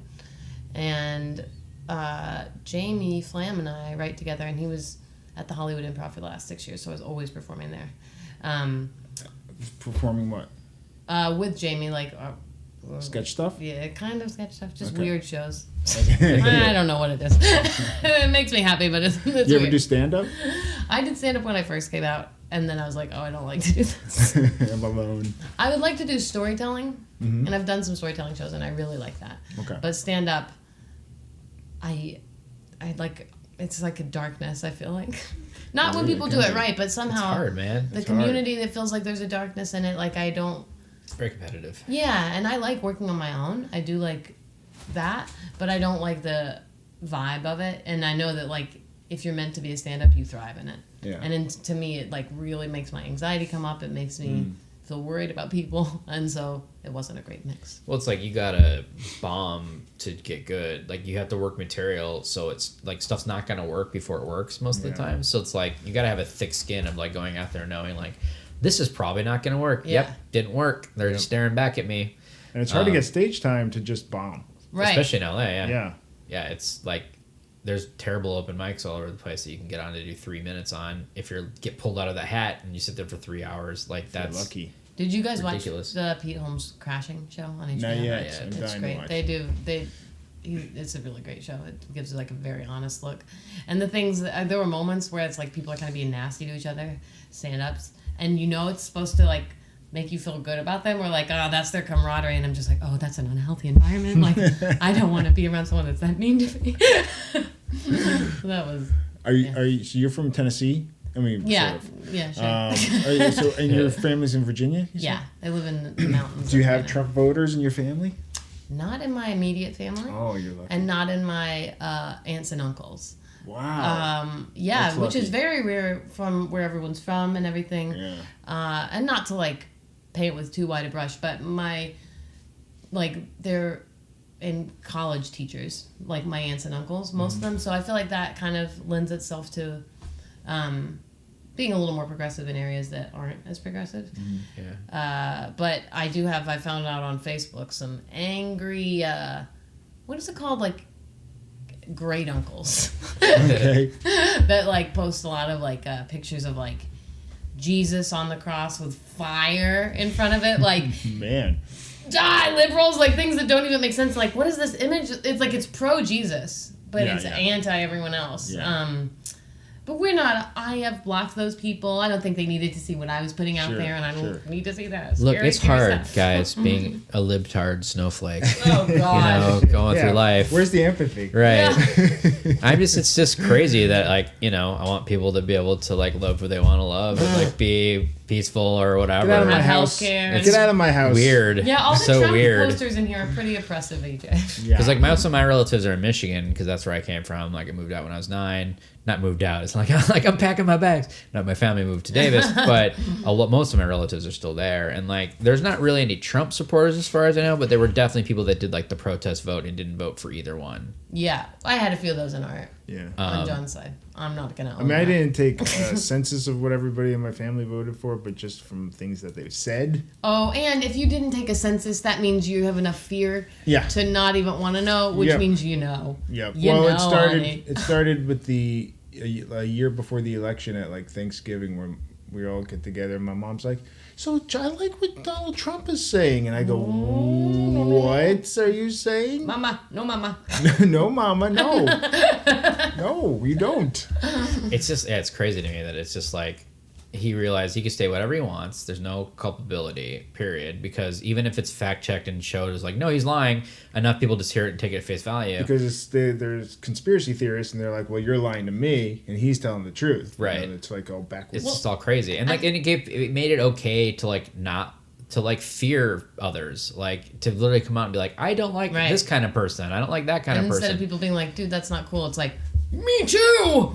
Right. Yeah. Like, I'm a terrible person as well. Oh, great. I forget the intensity of our LA bubble, because it is an intense. We're bubble. Hollywood elite. I said I love it. I was like, really? I'm a Hollywood elite. Somebody called me a millennial on Twitter, and I was like, thank you. I'm actually 41. That's lovely of you to think. But I don't know. I know everything that's existing in our country because of the news and everything, but it feels still a little foreign to me. Like, it feels weird. And then when I was visiting everyone in Virginia over the holidays, this little town that my parents are in is very liberal, but you just like drive 2 miles out and you're in Trump country. And I was driving and I saw like my first Trump bumper stickers and like things like Hillary like on a car, and I thought like, oh, we have to call someone like I was like, this is a hate crime, and I was like freaking out in the car. I was like, do you see that? It says Hillary. She's in danger. And he was like, I think you're going to see a lot more bumper stickers. And I was like, I just can't believe they drive that around. I felt so shocked and also so like an idiot. Because I mean, history had sealed itself at this point. This was not new information. But to see the hateful stuff on cars and things, I felt like, well, certainly there's got to be some recourse. I'm going to go out on a limb here, but I think all bumper stickers suck. All of them. Oh. Like, I don't want to see... That's a funny bumper sticker. That's a good bumper sticker. All bumper stickers suck. I don't want to see another coexist bumper sticker. I don't want to see another my son is a honor student at whatever. I mean, I guess they my get son beats pressured up into your it. honor student. Right, I don't want to see that. My son's named Baron. Sticker, is that a good I have that sticker? one. I love that one. Yeah. Look, I don't need to see Calvin peeing on stuff anymore. I know it's a decal more than a bumper sticker. But I don't know. Just like stop defacing your fucking car. Like it makes me crazy. Hard to do right. I wouldn't put a bumper sticker on my. I don't drive anymore, but if I did, I did it as a kid, as like a teenager, I'd say. Put bumper stickers on. But I also don't understand like done one. on like a shitty car. Right, because it doesn't matter. Yeah. I had fuzzy dice in my shitty car, so like I don't have standards. But it's like I don't need to know that you supported Mondale Ferraro many years ago. You know what I mean? Like that kind of thing. Like it's always like stick to some Hillary car, Kane, 16 or whatever. It's like that's long since passed. Mondale would have been great. But you can't live in the past, man. Take the bumper sticker off. But that's it's just I don't know. It's like I just don't like things that are like super date your car immediately like that, you know. Well, so do you have siblings? I do. I have one brother. Older, younger? Younger by 3 years. And your parents together? Yep, they're in Davis. What do they do? They're both now retired, but my mom was in public communications at UC Davis. That's what brought us out to California because she was basically doing the same thing at Michigan State for like half the salary. So that's what moved us out. And then my dad eventually became a teacher. Like he got, certified and was like teaching English and drama in Sacramento High and things like that, and subbing and things like that too. But for a long time, he was just kind of like played in a bar band in the 70s and stuff. And then until they just started hiring DJs, like when disco came around. And then he was kind of trying to do the acting thing a little bit too.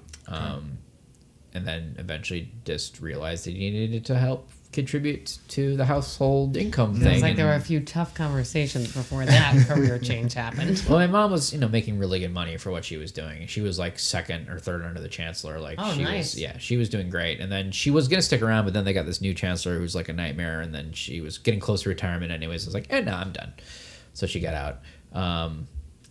So that's what they do. So Davis is a weird place to kind of grow up because it's this weird little, like, it's a college town, but it's also full of hippies and people that are afraid of change. That like, and zoning laws is a huge thing there for a while. Like they didn't have, like if we wanted to buy underwear, we had to go to Woodland, which is 10 minutes away because they had a mall there. There was no mall in Davis. Like there wasn't, I was like, there was a zoning law against underwear? Because you couldn't do... Not in my town. You couldn't do stores.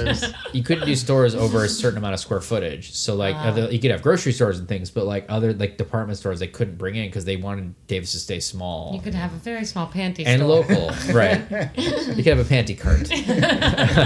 Panties, lemonade, panties, pretzels. It's next to the lemonade stand. But they like, it was just a weird mixture of people, and it's also the bike capital of North America. A lot of people don't realize this. There's bike paths on every street. There always was growing up. So like, I didn't know that it was a special thing. I just thought that's what towns had, and then you go to other places and they don't. So I rode my bike everywhere because that's what you did. And then I moved to San Francisco for college.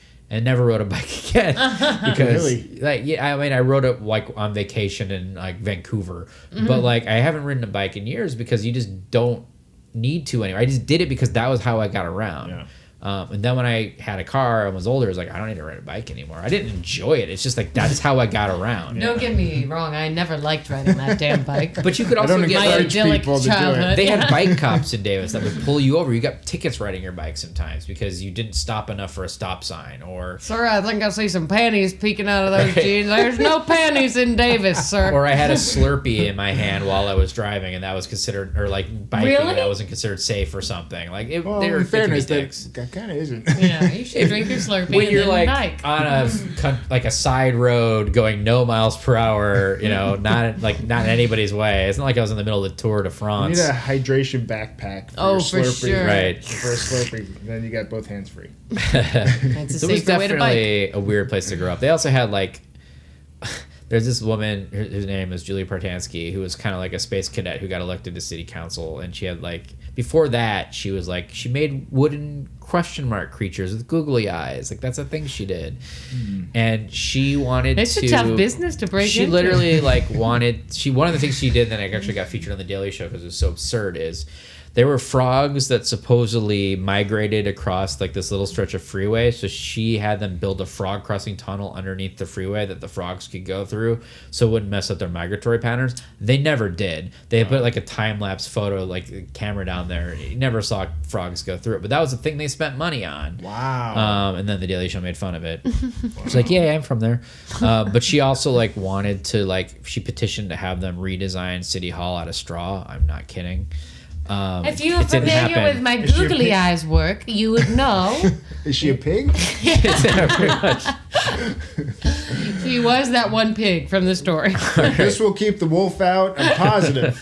It's cost effective, flammable, yes, but I'm not roasting anything anytime soon. He's a smoker. He can't blow it out. But yeah, just weird. Like there was that kind of weird mixture of things. And college students who were like, agriculture was like a big thing at UC Davis. So it's just a strange place to be. So my parents are still there, but like the zoning has gotten very different. Like now they like open like one part of Davis. There's like a Target. There's all this stuff. So like it's different now in that sense. They've finally stopped resisting that. But they didn't want it to because we're like 20 minutes away from Sacramento. They didn't want it to become this massive thing and have people come over. They wanted to keep it like a small town vibe. I respect that. Right. I think I may have seen that Daily Show thing that you're talking about. I might have. What do your parents think of what you're doing? Oh, they're very supportive. They always have been. Yeah. They come to like any live show. I feel like they came to all of our live shows. Maybe missed one. The ones in San Francisco or Northern California. I don't think they came out to any LA things. Oh, they came to LA ones. Oh, they came to LA improv shows. I mean, like they're so sweet. It is so sweet. And they get it. They get what you're doing. Yeah. Well, my brother's listen to the podcast. My brother's a musician, and so like we both like. My dad was doing theater growing up. I got us into musical theater when we were kids and stuff like that. So my mom was like the one that was like the breadwinner out doing the serious work, and the three of us were like trying to do acting things, We like always joke that she tap dances in the kitchen because she does. Like she used to tap dance. So like that's the thing that she would do. So they were always very supportive of it. Obviously they wanted us also to like make a living. My mom like definitely put a work ethic in me. I got like my first job when I was 12, like a paper route, and I always had a job after that. I never didn't have employment. So when I got to a point where my job was running a comedy festival and I don't have a 9 to 5, like it kind of felt like cool. Like I'm still working, but I'm sleeping until whenever I want to get up, that kind of thing. My own hours. I'm my own boss. Yeah, exactly. So that was kind of freeing, but I definitely had that work ethic, and I still do in a sense that like, even though I do that, like I produce a billion things. You are so busy. Too many things.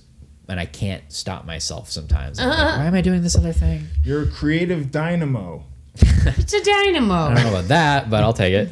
Well, last night you did something at the West Side for Audible. Yeah, it's a show that Audible's developing with me that I had actually pitched a while back. And it's The Bat, which is this improv form that it's not done that often, but you turn all the lights out. And it's kind of freeing. You can do whatever you want, but it's all vocal improv. It's so theater of the mind. Yeah, fully.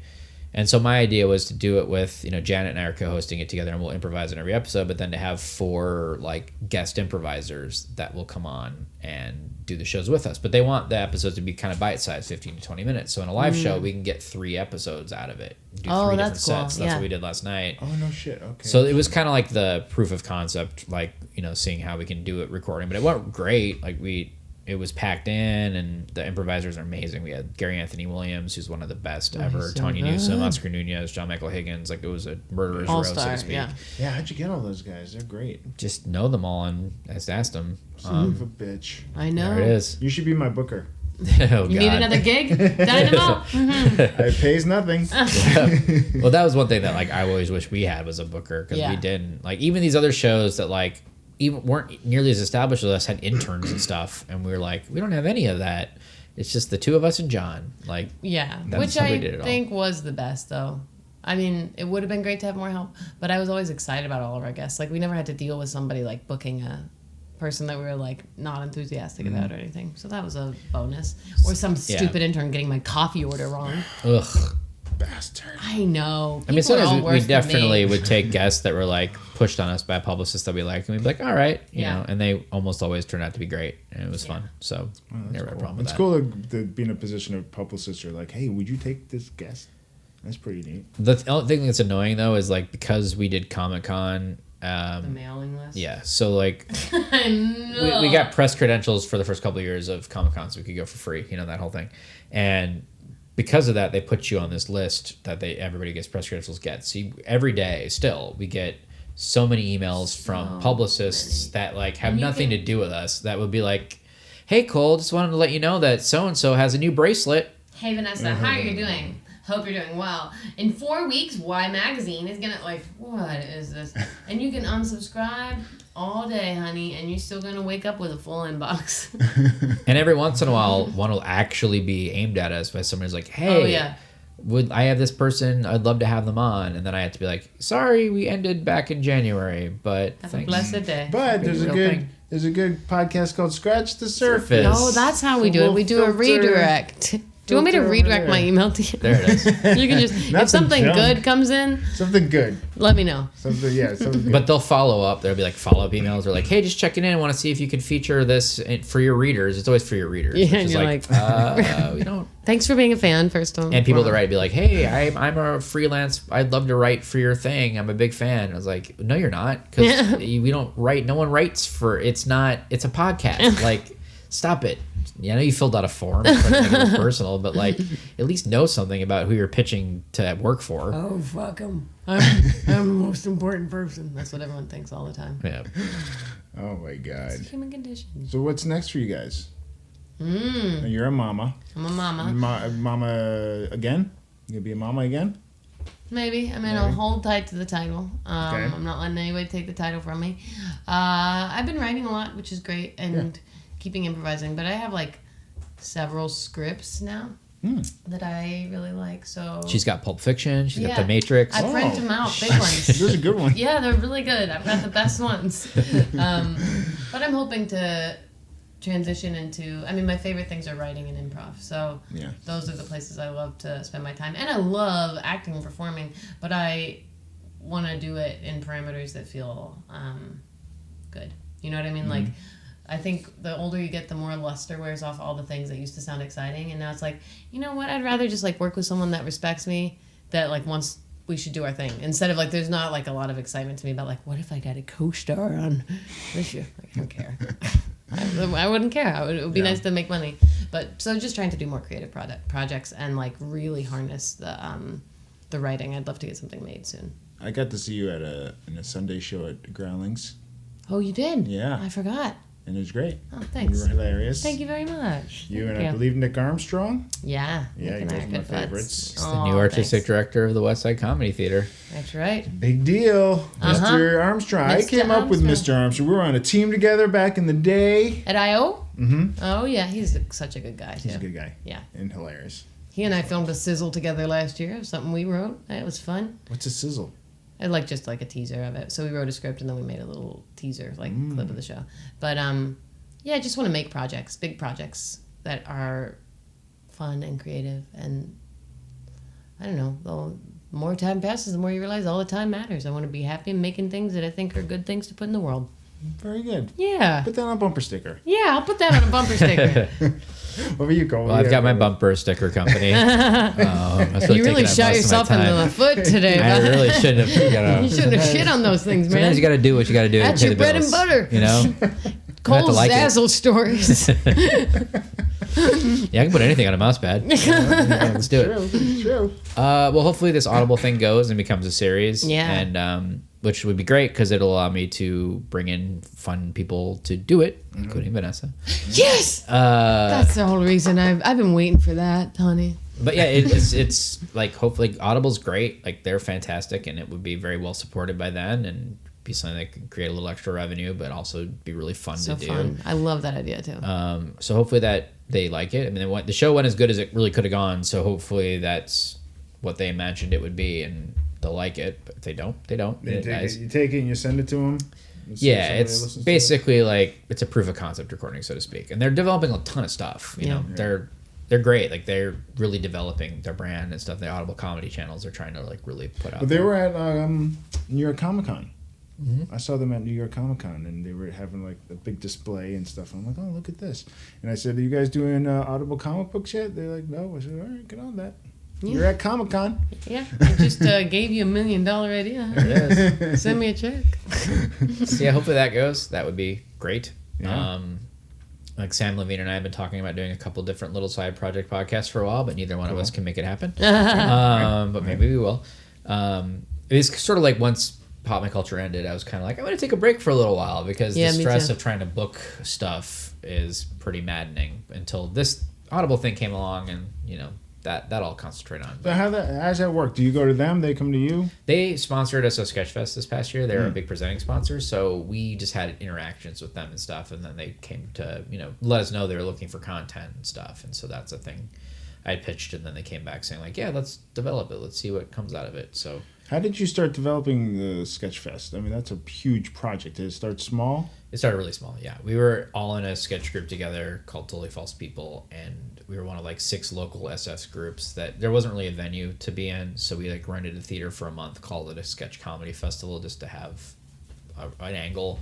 And at the time, the San Francisco Chronicle ran a big story on it, and it sold everything out. And then we just kind of went like, oh, maybe this is a real thing, even though we never, so amazing. We never wanted it. We never thought it would be. And then the second year, we went to a bigger theater, and we got Upright Citizens Brigade minus Amy to come, and Fred Willard's Hollywood Players and then opened it up to other groups. And we just kind of kept growing it out from there, added a couple more venues, and now it's just like we do 250 shows over 18 days at 20 venues. And oh my God. It's so wild. Are you serious? That's huge. it's massive, yeah. Is that the biggest sketch fest in the biggest world? It's the biggest independently run comedy festival in the U.S. That I can say. Wow. And we do everything. Like, it was sketch comedy the first couple of years, but then we're like, there's only so much of that. So we do all kinds of comedy. We do TV and film and cast reunions and yeah. Mm-hmm. Oh man, I've never applied because I was like, I'll do sketch really. You could improvise a sketch. Yeah, we do improv, sketch, stand up, TV, film, trivia, reunions, like everything. Panels, screenings. Yeah. It's so fun. It's anything that's roughly funny. And hats off, anyone that has done that festival will attest to, like, it is so organized. Everyone that works through it is so generous and great. Like, you guys have done such it's like such a massive undertaking, and it's handled so lovely. Good for you. What? How many people help you now? There's 3 of us that are the founders that run it, and then we bring on a seasonal staff like around the festival. That gets pretty big because there's just so much stuff to handle. But really, it's just 3 of us plus this guy Jay, who's kind of like our festival manager now. Is kind of like the 4th in a sense, and then a few department heads for different things, and then a bunch of volunteers or people. And the volunteers are so nice. Yeah. Like, it's really cool. It's cool. Like, there's just not a lot of money in festivals. Like, that's. Oh really? I mean, there just can't be, because like we're making our money on whatever sponsorship you get, which is hard nowadays to get sponsorship, actual cash, and then ticket sales, and then we kick a lot of the ticket sales back to renting the venue or the talent, paying the people, everything. So like, there's just not that much. It's a very different system than a promoter system where it's like they get ticket fees and they get the bars of the venues, and they don't give a shit about the ticket sales. Like, it's a very different model. So all the festivals that are independently run into the same thing, where people think there's a lot of money coming through, and you're like, well, there is, but there isn't, because it all goes right back out to these other things. So it's a hard thing we're very lucky that it became a thing, and that audiences come out, and that the performers come and do it for a lot less than they would normally get at places, because we just can't afford to, pay them 85% of the door, because then we lose tons of money, and we work on it year round. So when is it? It's every January for 18 straight days. 18 days? Yeah. Wow. And it started out as what, a weekend? Well, it was 4 weekends, but like 2 shows a night, like Friday, Saturday, 1 show Thursday, 1 show Sunday. So we'd do like 20 shows over 4 weekends kind of thing. Okay. That's why it was initially so long. And then we cut 1 weekend, then we started doing shows like on Wednesdays, and, like kind of compartmentalized it. Now it's like we try to stay dark on Mondays, but it never doesn't really happen. That's crazy. I've never been. I gotta go. You gotta go, and I'll go next you will year. be so torn all the time, because there's always tons of stuff. Yeah. And I have to figure out. I can't go for all 18 days. Right. You gotta You gotta prioritize. Days. Yeah, just pick a weekend. There's tons of stuff happening. Yeah. Thursday through Sunday really. There's a handful of shows on the weeknights, but very few. The bulk of it is Thursday through Sunday every week. How many shows do you do during that 18 days? Too many. Do you live up there for those? Yeah, I'm in a hotel for a month, which is great, guys. Live in a hotel. It's fine. But yeah, I usually perform a handful of times. This past year, I did like 10 different shows, because like half the time somebody would be like, "Oh, Mortified needs somebody to read this Harry Potter thing. I guess I'll do it, so we don't have to like bring up somebody else." Like, I would kind of get onto shows like that, but I'd do the podcast, I'd do Theme Park, which is this touring improv group I do. Rifftrax usually would do a show. We didn't do it this past time, but we usually do a shorts night, so Jen and I will do one with them. Whatever else comes along. Did you go to Samurai Cop the other night? I didn't. I wanted to. Oh my god, it was so funny. It looks so good. It was so funny. The Rifftrax guys are so funny. Yeah, they're great. Where was it? Fathom. Yeah, it was a Fathom event, so it's in like theaters nationwide. I guess it was in Nashville. Yeah, they usually do it at the Bell Court in Nashville. That's where they usually do the tapings. Did you ever go to one? I haven't. I want to. I mean, I know they would give me tickets if I come out. Like, I went to the one they did in Minneapolis, like the MST3K reunion one. Oh, you went to that one? I went to that one. Oh, that's cool. That was fun. That's cool. Because I hadn't been to Minneapolis since I was a little kid, and I was like, they invited me. They're like, I know you probably can't afford it or don't want, or probably wouldn't, but if you want to come. Wrong again? And I was like, why not? Like, I did a lot of traveling by myself last year. It was really fun. So I was just like, all right. So I just went to Minneapolis for 3 days and went to that. It's a beautiful city. It was cool. Yeah, I've never been there. So pretty. And you're married. I am. How long have you been married? 9 years. It'll be 10 in September. Oh, no kidding. And then we were together for about 10 years before that. So we've been together for like 19 years. Whoa. We were high school sweethearts or something? College. Yeah. Sweetheart. I was Are you in 21. your 40s? She was 18. Yeah, I'm 40 now. Oh, you're 40. That's what you said. Yeah, just turned. College sweethearts. How sweet. Yep. How sweet. So she's down here. She's in casting. So That's convenient. yeah, she'd never cast me though. That has not happened. She's like, you're not right for anything. And I'm like, I know. You're not right for anything. Anything ever.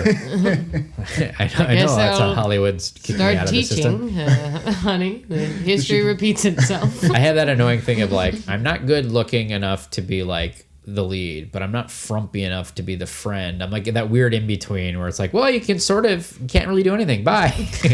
I'm like, all right. Oh well. Does she perform? She used to. She did like some musical theater and stuff coming up, but she kind of transitioned out of that, went more into casting. She's an associate. Do you guys have kids? We don't. No thoughts of that? We thought about it. It's more so that she kind of did a transition in her career like 5 years ago. She was doing theater stuff like at LA Theater Works and things like that, and then just wanted to get more into casting. She was casting for them, but wanted to get into film and TV casting. And so, it's like the job comes, you work on something for 6 weeks, and then you wait for another pilot to come through or something.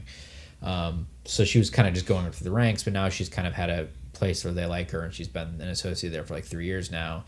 And she has a little bit of downtime, but she's mostly on projects most of the time. So it was kind of like the career was starting up, and we didn't want to like screw that up until she was established. Now she's established enough that if we wanted to have a kid, it would be okay, and she'd have a job probably when she got done. Okay. Okay.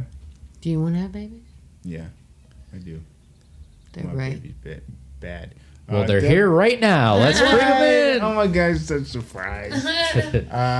Deb's right now career focused. Yeah. So, and she's a lot younger than me.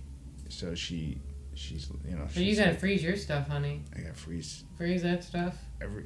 You can just fill an ice cube. I tray gotta with it. freeze my penis. Yeah, all of it. Oh, Everything no. from All the the time. belly It's button tough. down. It's tough. You better keep it cold. Keep it on ice. I'll freeze it. I'm I a guess. doctor. Okay? You are? Yeah, Oh, I am. okay. How you doing that? I And never leave when with you that. take it out, like don't use the microwave. Thaw it out on the stove. Yeah. It takes longer, but it'll be more Babies are evenly. weird. If you, I was gonna put it in boiling water. No good. Yeah, not so great. it's gonna poach it. You don't want that poached. Poached dick. Oh, you guys. We've had so much fun. I don't want you to air this episode. Oh no, not again. Is that a pattern now? Well, it was Yeah. all good until we talked about the penis and freezing things. But Well, that's my stuff. yeah, but we're not comfortable with this Okay, episode all right. coming out now. Yeah, Makes we gotta sense. pull out. The rest is fine, but we still don't want you to put it That out. makes sense. That makes sense. Well, Cole, you also do Rifftrax yourself. With I do, Janet. yeah. And how'd you start doing that? That was just ridiculous. Like basically, like they'd come through the festival. Like we did like an MST3K symposium with those guys, and then we started doing some Rifftrax live where they would do like Daredevil or Plan 9 and things like that. So we became friends with them, and then at some point they were just starting to really do a bunch of titles like release every week or whatever, and they needed help with writing. So they wrote us basically saying, like, as producers of a festival who knew a lot of comics, being like, if you know anybody who would be great to write for us, we're looking for writers. And then they just kind of threw out, oh, or if you guys yourselves want to write. I don't think they even thought we did, but we did. So me, Janet, and Dave at the time, but Dave didn't follow up on it. So Janet and I each went, and they gave us one section of The Wicker Man, like the last 20 minutes of The Wicker Man, to do like a test packet for. So like, here, write 20 minutes on this. So we each wrote independently of each other at the time, and then kind of shared what we wrote and found that we had a few jokes that kind of were similar or whatever. So we gave them the packets, and I guess we passed. And so they had us ghostwrite the first, like everything but the first 30 minutes of the first Harry Potter Rifftrax. So that is Janet and I wrote. So basically 30 minutes on of the rest of the movie. So 2 hours in the movie we wrote.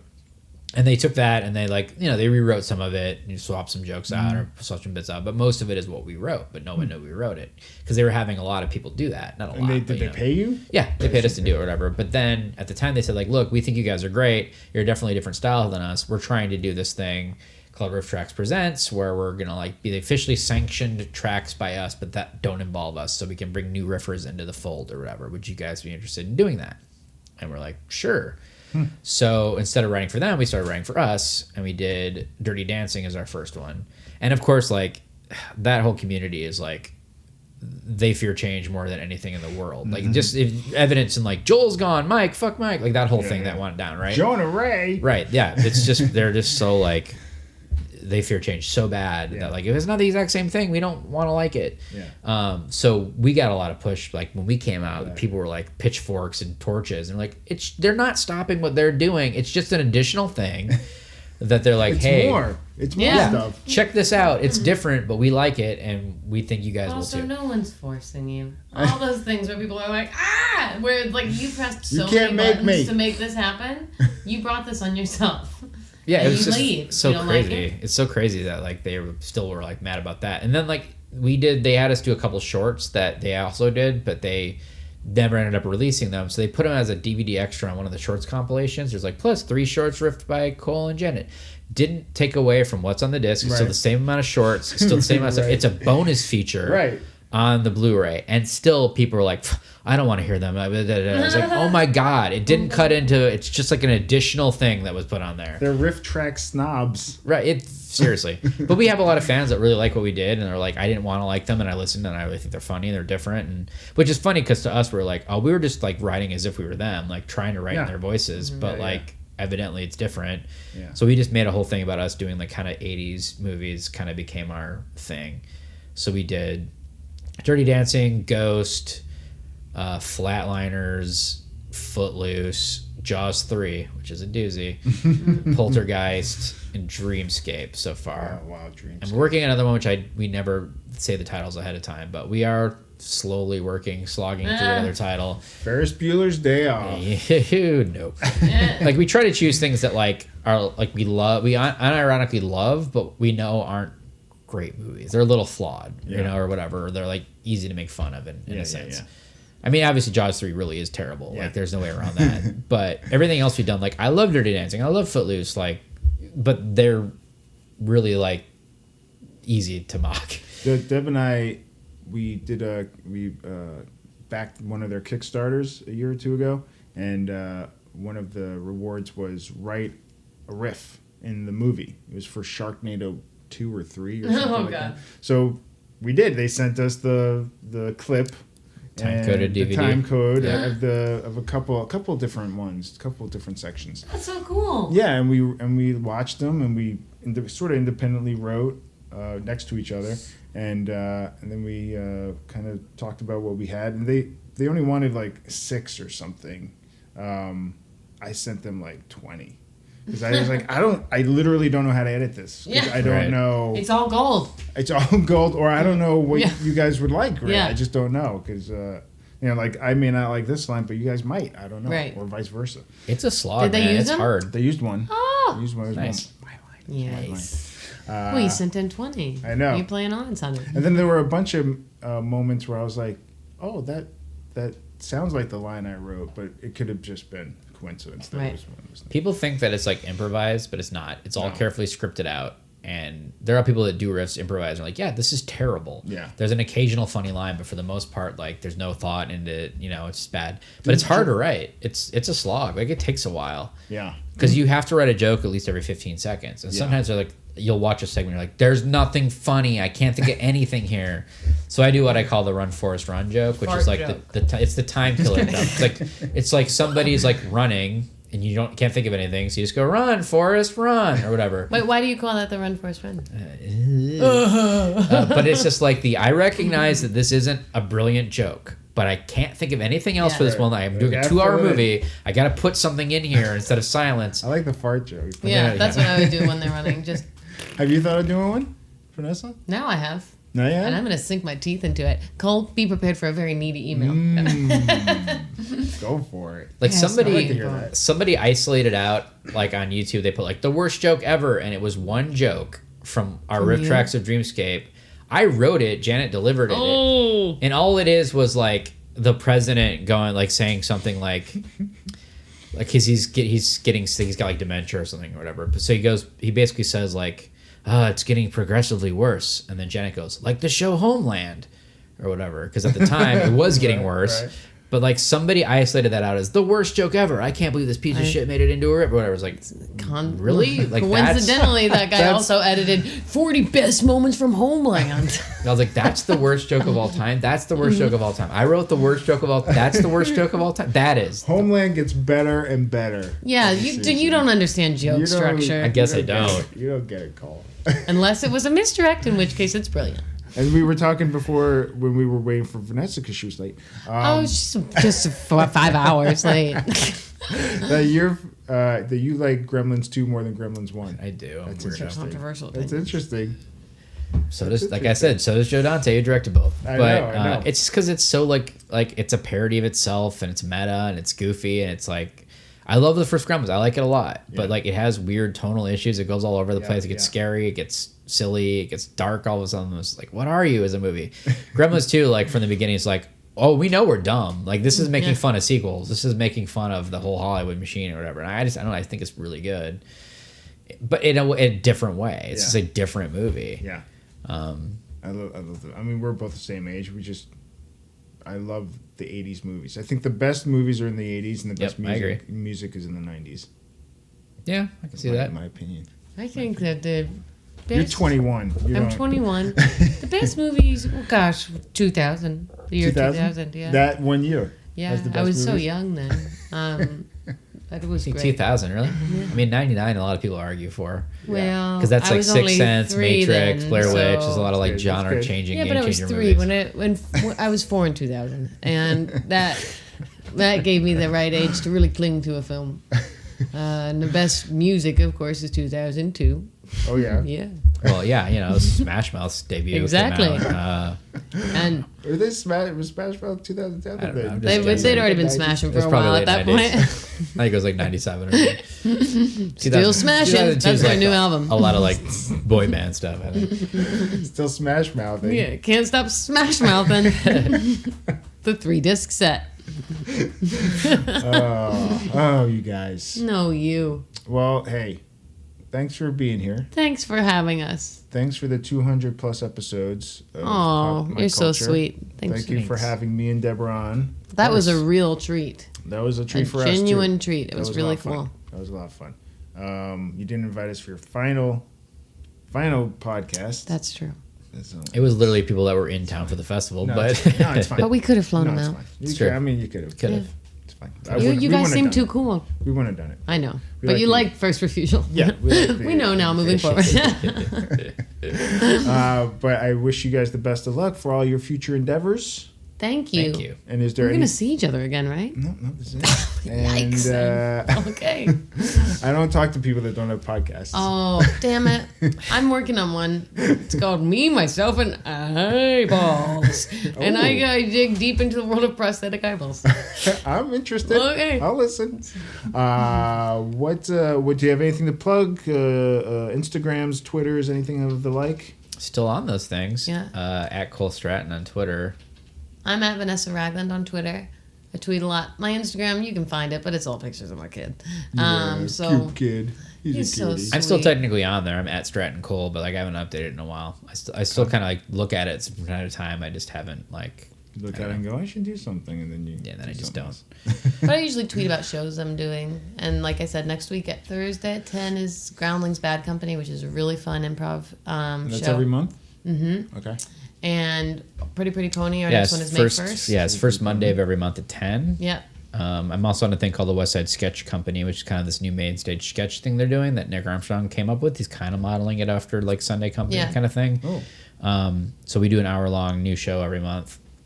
That is, I think our next one's on the 26th. That's the voice of a confident man. Yeah, it'll be our second one. Like we were all doing stuff on other teams. They kind of put this together as like kind of this new main stage thing. So cool. That's been fun. So that's a lot of work, but it's going well. All right. We're great. What, do you have anything to plug? No, I do all my plugs before and after, and intros and outros. Okay. So I leave it. This is your time. Thank you. This is your time. It's pure. Things I had to plug. iPhone charger. iPhone charger. Okay. The lamp. Yep. Now we're just chewing air. Well, thanks so much for being here. Thanks, and, thanks for having us. If you haven't heard Pop My Culture, go find it. It's there. Will it be there forever? Should be. It's on Nerdist. It's also on iTunes and on our website, which is popmyculturepodcast.com. Still up there. Should be, hopefully, forever in some capacity. Yeah. So go through. If you have a person you like, I would start with an episode with a person you're interested in, and then get to know us that way. Yeah, find a guest you like. That's the best way to do it, I would say. You could binge just like that guy that was on poor Twitter. man that ended up heartbroken, but he still is getting a shirt, I think. If we can find one. All right, guys. Well, thanks so much. Thank you. All the best to you. You as well. And I good bow. luck. Thank you. And I hope you get to have that baby. Just keep it on ice, honey. I know. I'll freeze it up. What's your sign off for Pop My Culture? Scorpios unite! Perfect. All right. Thank you very much, Vanessa and Cole. That was a lot of fun talking to you guys. I apologize to Vanessa for stepping on some of her jokes. They were very funny, and what I was trying to say was not. So I apologize. That was very rude of me. She's hilarious. Cole's hilarious. I'm already thinking about going to the Sketchfest in 2018, and hopefully I will get there and have some laughs and have a good time. Cool. So go check out Pop My Culture. The episodes are there. 200-something episodes. Worth checking out. Speaking of which, check out more of my podcast if you haven't. I've got lots of past episodes with lots of great guests. And once again, you can follow me on Twitter at EJ Scott, podcast at EJ Podcast. I'm on Instagram, sure, at EJ Scott 1106 for your puppy dog pics. Website ejscott.com. Crowdrise. Crowdrise.com/7on7 for the charities. Running Blind documentary on iTunes, Amazon, and Google Play. And that's about it. And we will subscribe on iHeartRadio and iTunes so you don't miss any of these excellent guests that I have. And we will see you next time. Thanks for listening.